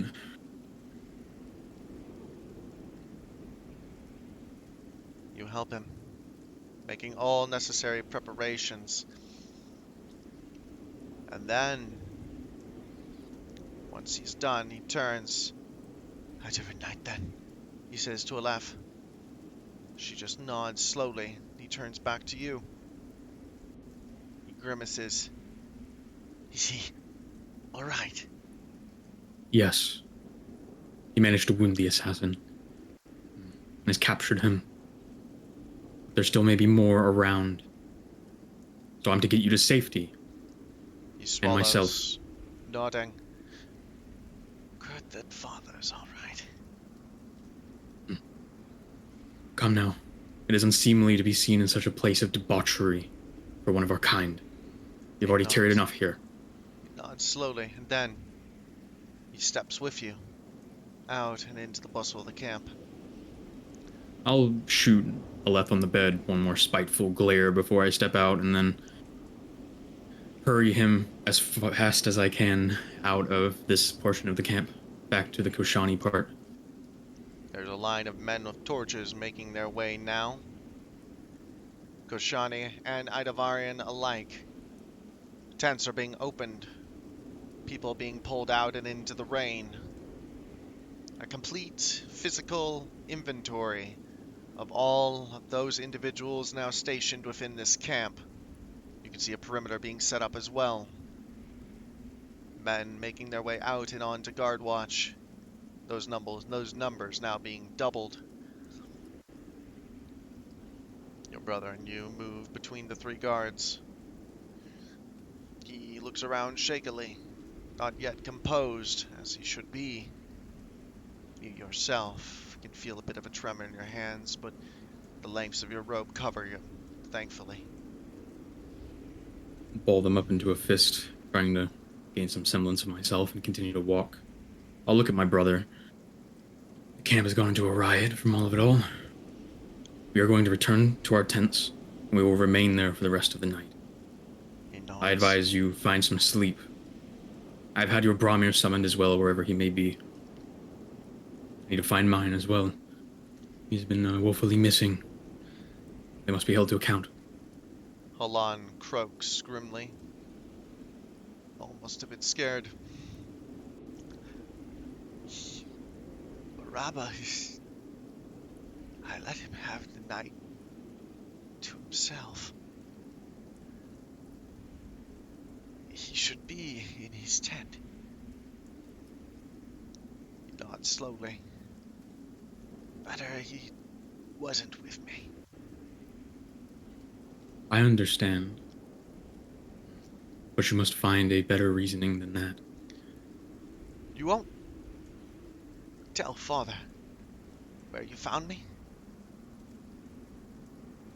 No, I will not. He swallows then, seeming to regain a bit of his composure.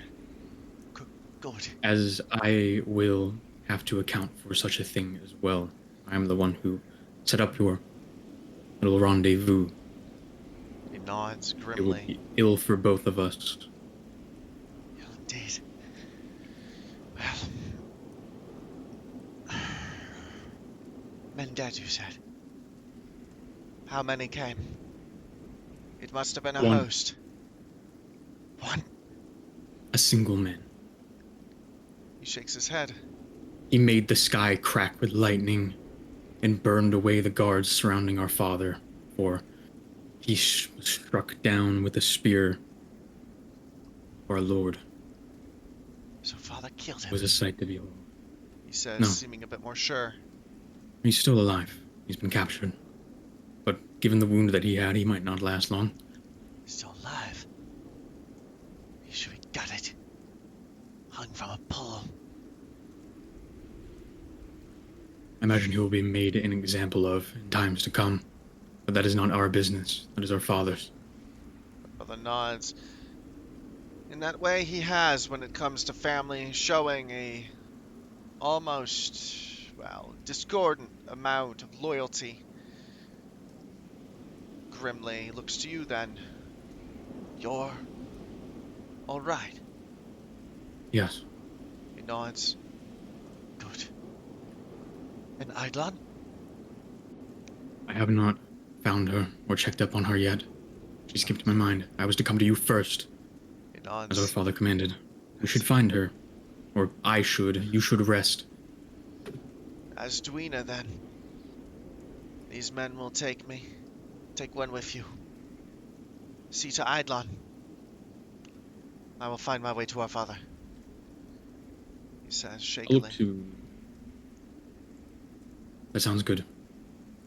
I'll look to the one who was rather, of grim countenance back at the tent. Yes. I'll point to him and say, you, come. He nods. We're going to look stepping for my forward. sister.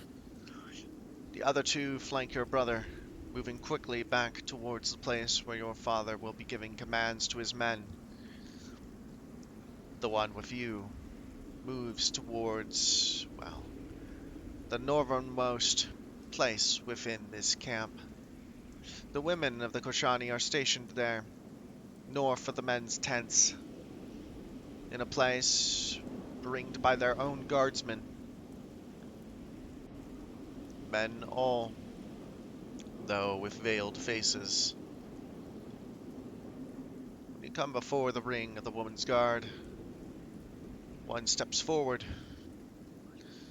These men do have the right of addressing, and he does so as he sees you approach. Divide one.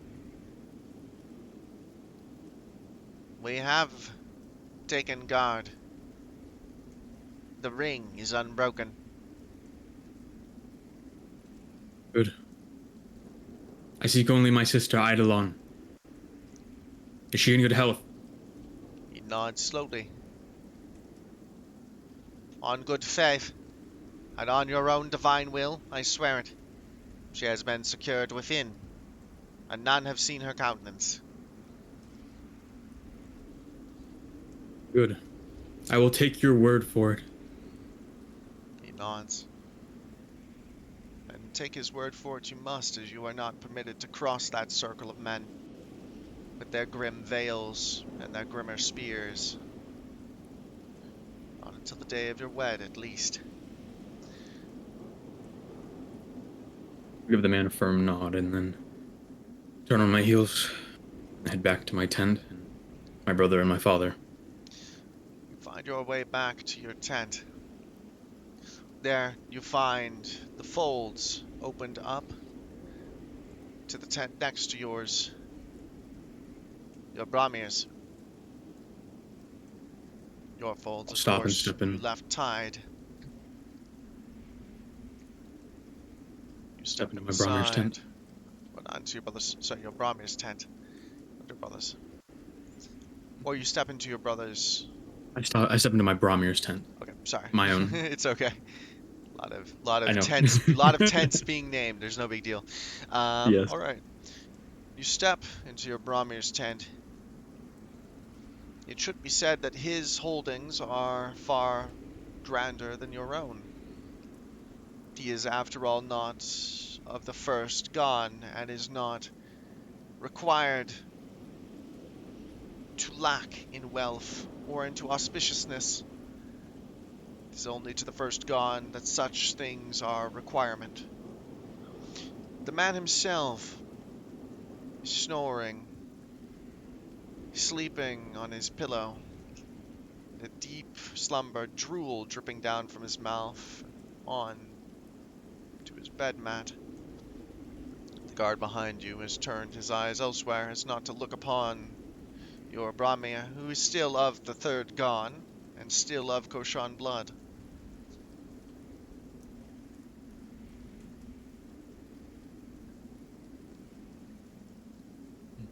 I'll quickly step into the tent and sort of rattle my foot against the corner of his bed. He does not move, snoring loudly. What was his name again? Let me find it for you. The name I gave you before was not his name. I had pulled it from the wrong list of names. Let me find it real fast. Give me a second to look for it. Unfortunately, I have not played with these characters for many years. I have them memorized. I don't have 10 years of building. One second, let me see. Where is his name? No worries, take your time. There, you're good. We try to limit OOC, but in these games we're not as. This is not going to be as strict as the VAR games. We're No, trying to have a we're still more play environment. We'll still get really intense with some games, but most of the time we're going to try and keep more of a play environment when we can, just because you don't have as much information as well. Where is his name? It should be under my notes on the inciting event, because he was not here, and that's important. Where is it?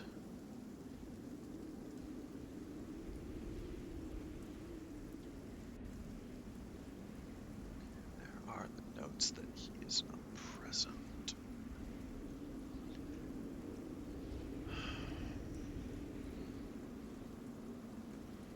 That's not his name, that's someone else's.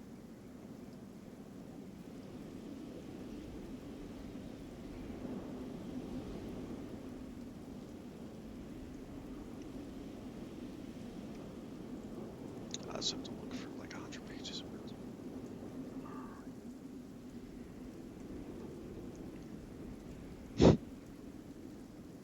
Okay, let's see here. I just don't understand why I didn't have this in my plotline notes. It should just straight up be in my plotline, but it's not. I have the wrong name listed here.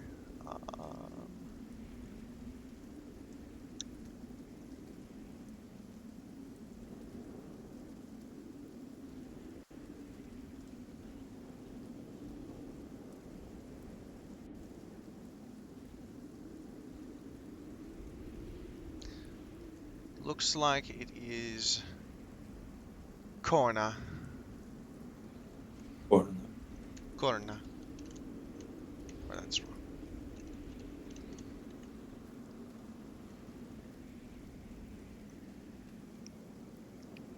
Stand at the edge of where he's sleeping.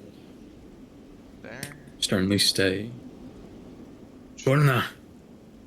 Should be Corna. said that there's a scent coming from him as well. Scent of drink.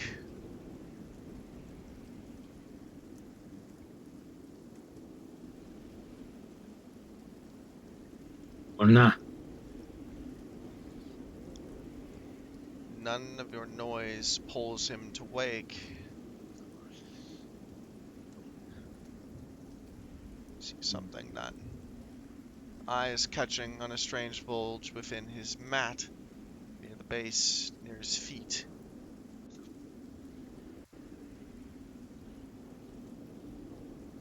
Open my eyes and look at it. A metal tin held by a loose wound cord. Reach down and pick it up. You pull it out Making sure. from where it's wedged within his bed mat. Large flask, stoppered with a cork.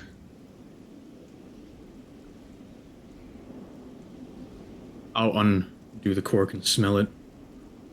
Draw the strong scent of wine. Is he supposed to have this? He is of the Koshan caste. Drink is forbidden to him. I'll step outside the tent and look to the guard. The guard looks to the flask and then to you, and then to your chest, not meeting your eyes. He has been absent. The stink of alcohol is on his breath. The man seems He must almost account for this. The man seems shamed by the other's act, almost.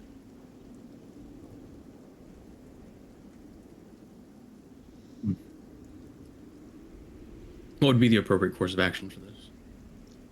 The appropriate Can I tell this guard to drag him from this tent and bring him before someone?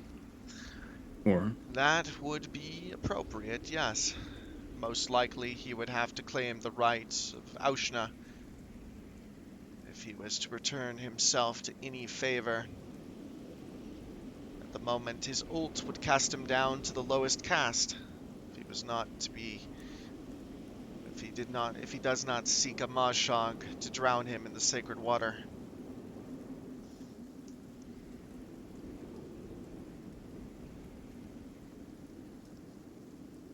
Now he would need to be imprisoned.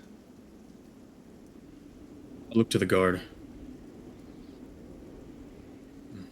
Grab another, drag him from his tent, and have him restrained. The guard nods grimly, and then moves to find another of his Roshi cohorts. You stand there in the rain.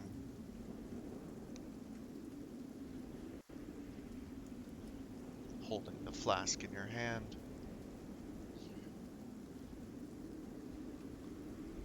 I'll stare down at it. I'll put the cork back in it. And when the guard returns, I'll hand it to him. Hold this evidence. Give it to the proper authorities once you have him imprisoned.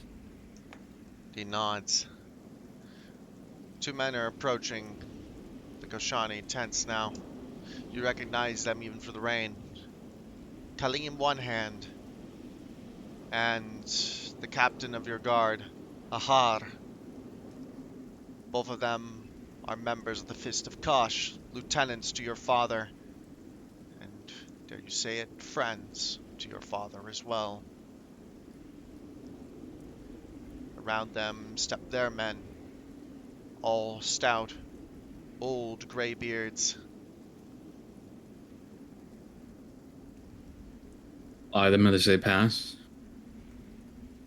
Kalim's eyes flick to you. He steps away from his retinue.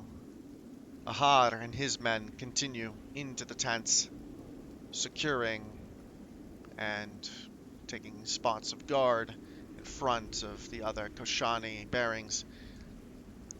Kaleem walks over to you.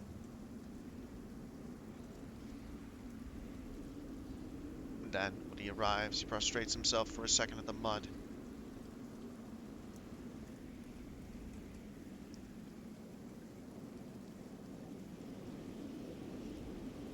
Kaleem, He stands then, at his name, nods. Your father, he speaks then, Has taken control. of the situation. I am to bring the standard of his house. He turns to the tent, where a ruckus has now occurred. A man shouting, pulled out in his nightclothes into the mud and the rain. Kaleem looks to you, eyebrow raised. And then to the man, then back.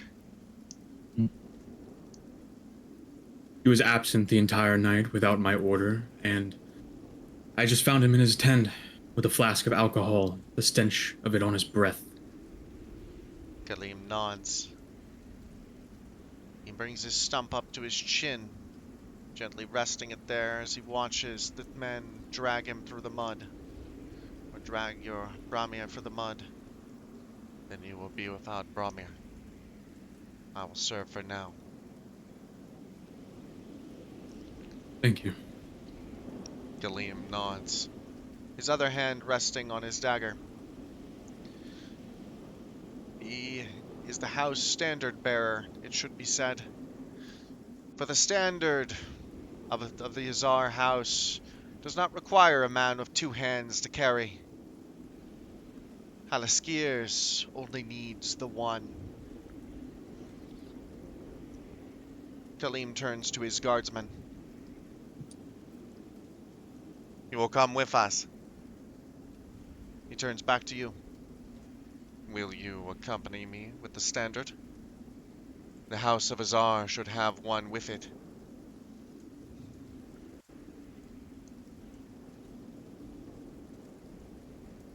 Say that again. Sorry, somebody was talking to me. I apologize. You're good. Will you accompany me? Your father's Of course. standard should have one of his blood near to it. Mhm. Let us see to your task. I will join you. You make your way up into your father's tent, where before it flies the high standard. His sigil emblazoned in the Kashani rune upon it, on plain red cloth. Masterfully, Galeem takes the standard down and then places it into a circlet of leather at his hip. With one hand he holds it, resting the rest of the weight against his hip, holding it aloft. He nods. We are to bring it to the dais and loft it high. And then your father has ordered me see you to your tent for the night. Halan has found his way. Your father is wrathful tonight, young divine. How so? Halan already bears marks upon his face. Your father should not strike him so. He looks to you. Those marks should be upon you. This is not said out of malice, but simply out of fact. I understand. I am ready for whatever may come. He nods. The mark of Shall we? suffering. It burns itself into your cloth, he says. Still, best not to change it. Shall I call for a healer? He asks quietly, as so no others can hear, to restitch the lines.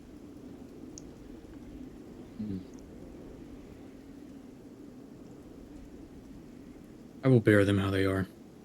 He nods. Very well. Goshan. The man turns stoically, standard in hand, and begins the slow march up the hill to where your father has already set his perimeter at the highest point in this camp. Follow. Among the retinue, you see not just the Varoshi, but also Valns, dressed in their full plate, like men made of metal, casted in iron. It is a strange and marvelous thing, that armor. So devoid of humanity, as though they have become like machines. You As we step kind of past them. walk, I'll Go ahead. cock my head towards them, looking at Kaleem. Once we're out of earshot of them. How do you deal with a man like that on the battlefield? He shrugs. Pull him down from his horse. Makes his clubs, daggers. There are no seams, except the slits near the eyes. Those cannot be entered by a knife. He nods, and then pulls one of the knives at his waist out, long and thin, almost like a rapier. This, however, will find its way into the eye and through the bone, and into the man's mind.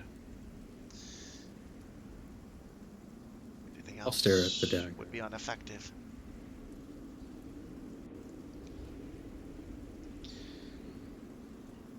But It's a good thing that they are in our camp and not against us, at least at the moment. it is. No, Koshani have met with Valns on the field before. Their armor constricts them. Crush the plate, break it around the arms, the knees. They no longer can move. He grins. And then you could drag them and cook them over a fire. I'll chuckle some, offering him a grin. Just like boiling lobster. The two of you make your way then through the ring of guards and Valn. Ralaz is there in a quiet, hushed conversation next to your father. There are other adjuncts as well, members of the Idavaran court who had come. All of them part of the wartime courts. No prissy nobles, no silk-laden lads, no wards, all hardened men. The Idavar knows campaigns, knows war. They are not soft men with soft ways. Your father turns. Beside him, Halan kneels in the dirt prostrate, his head almost buried in the mud.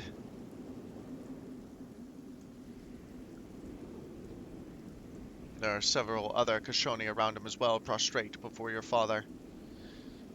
Your father I will turns. approach as Go ahead. I will approach as well, prostrate myself in the dirt before him. Looks down at you and nods. All those of Koshan blood are accounted for. Kaleem, raise the standard on the dais. And then, escort all of these Koshan back to their tents and accounted for. Once that's done, bring me the rest of my fist. More blood will spill tonight. He turns to you then. You have remembered your name this night.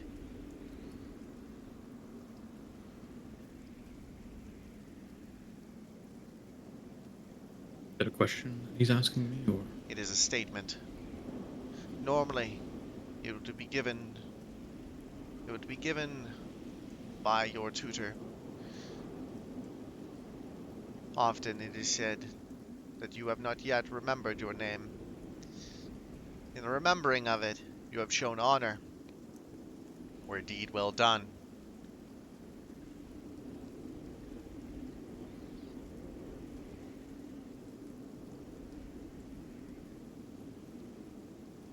I'll remain there, prostrated in the dirt before him.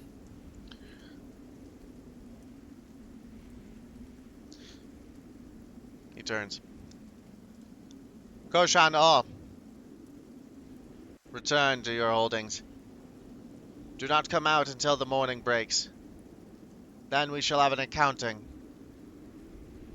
We shall get to the bottom of this plot. With that, you are dismissed.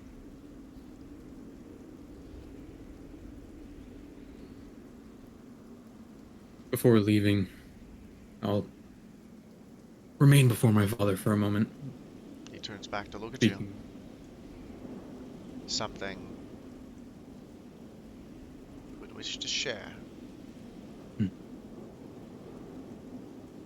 I'll stand there, quiet for a moment, not sure of what to say, and then I'll find my resolve and speak. I should be bearing the marks that my brother has upon him. It was my responsibility to look after him, and I failed to do so properly this night. My lord. Your father nods and then steps forward. The first strike hits you square in the jaw. It does not dislodge it or break it, but you know already it will bruise. The second strike comes almost as fast from the other hand up and into your gut, bending you over. Roll a d100 to see if you remain on your feet. Rerolls have reset if you would like to take it. I will. Very well. I'll take it, yeah. Or, yeah, I'll reroll. Okay. I need to get above, what is it? 72. Jesus Christ. Lots of 2s, but no 4s. Ah, there we go. There we go. Getting them out. Okay. You manage to stand on your feet. A show of dignity. This shows strength and commitment. Your father then steps back and looking at you and nods. Those wounds I have given to him, I now give to you, as is your place. You still, though, this night, you have remembered your name. You are dismissed. I'll bow before him before leaving. You step away. The other Koshan come with you. There are not many. You have only brought a dozen of the Koshan of your father's court. Most of them are the third and second gone. Only you, your brother, your sister, and your father within this court are of the first gone, the highest blood. You file your way back into your tents through the rain and the wind. The occasional flash of thunder and lightning in the distance tearing its way through the sky. Alan walks near to you, bearing a similar bruise upon his face. Your father's strike was accurate, to say the least. Your twinned chins will be colored similarly in the morning light.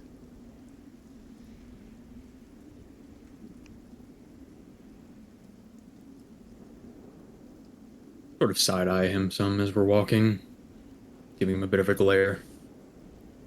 He seems disheartened at best, distraught, more like. He has never been struck before by your father. The only one who ever has laid hands on him before, of course, was his teacher.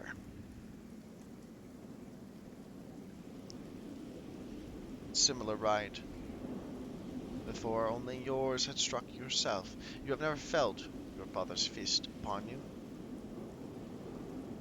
You don't know if it is a blessing or an omen.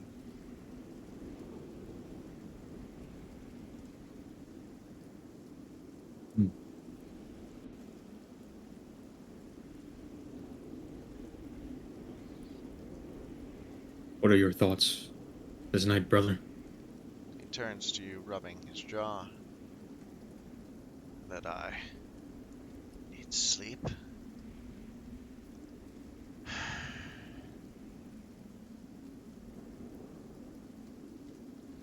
Father is rough. His wrath will not die down in the morning either. No, it will not. I imagine he will tear this place apart, seeking those responsible for this charade, Will he dishonor find? this evening. Will he find anyone? Your brother asked quietly. I think not. Then he will have to make an example of ones who were not to bear the blame, lest we lose control. Indeed. As grim as it may be, that is the way of things. It is the way it must be. The dirt cannot be shown mercy. He nods. Why do we contend with them? Why not burn them out completely? We've already demoralized them. They are like sheep. Why not herd them into the sea, all of them? Why not have the city for ourselves?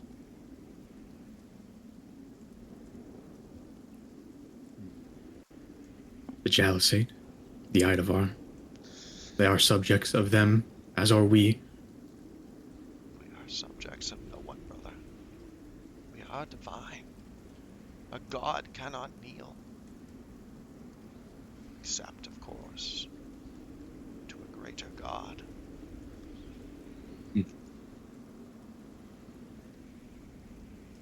Well, look around the camp and tell me that we are not working for someone's plan other than our own. Look at the Vowns. Look at the Tovershmen. He grimaces. Don't remind me. You arrive back at the tents. Then, where is your Brahmi? He should have been with you. Yes, he should have. But he did not make an attempt to tonight. I searched for him. Only to find him with the stench of alcohol on his breath, a capped flask at his bedside, sleeping the night away. He will beg So, for Aushata from the Mashag. I have no doubt of it. that is fine. Will you accept his You will plea? have.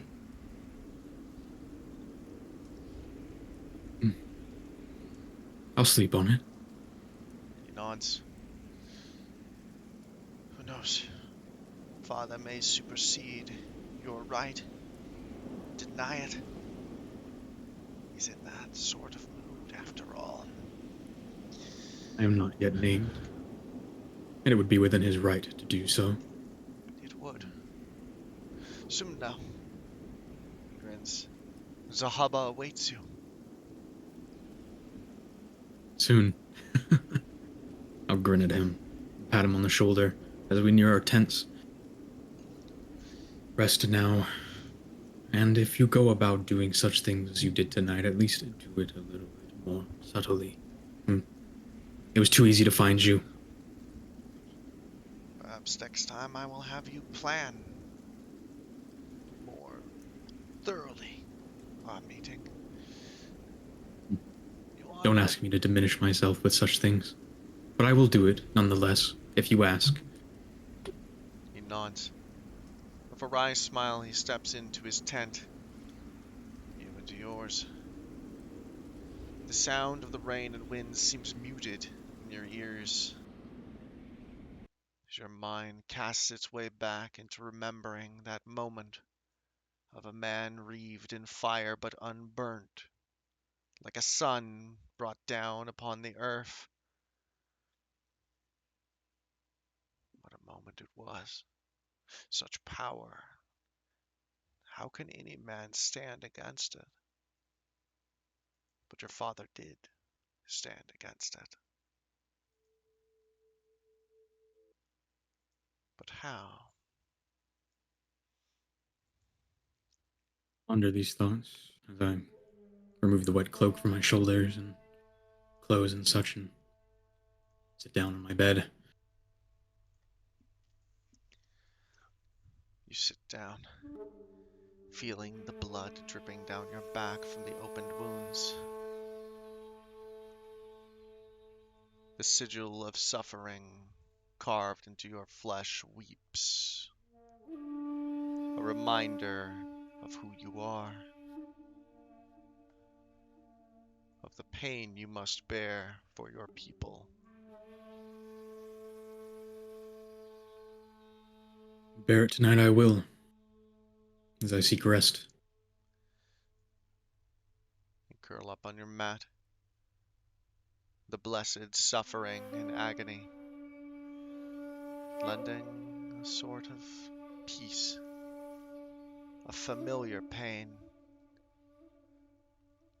Your eyes close,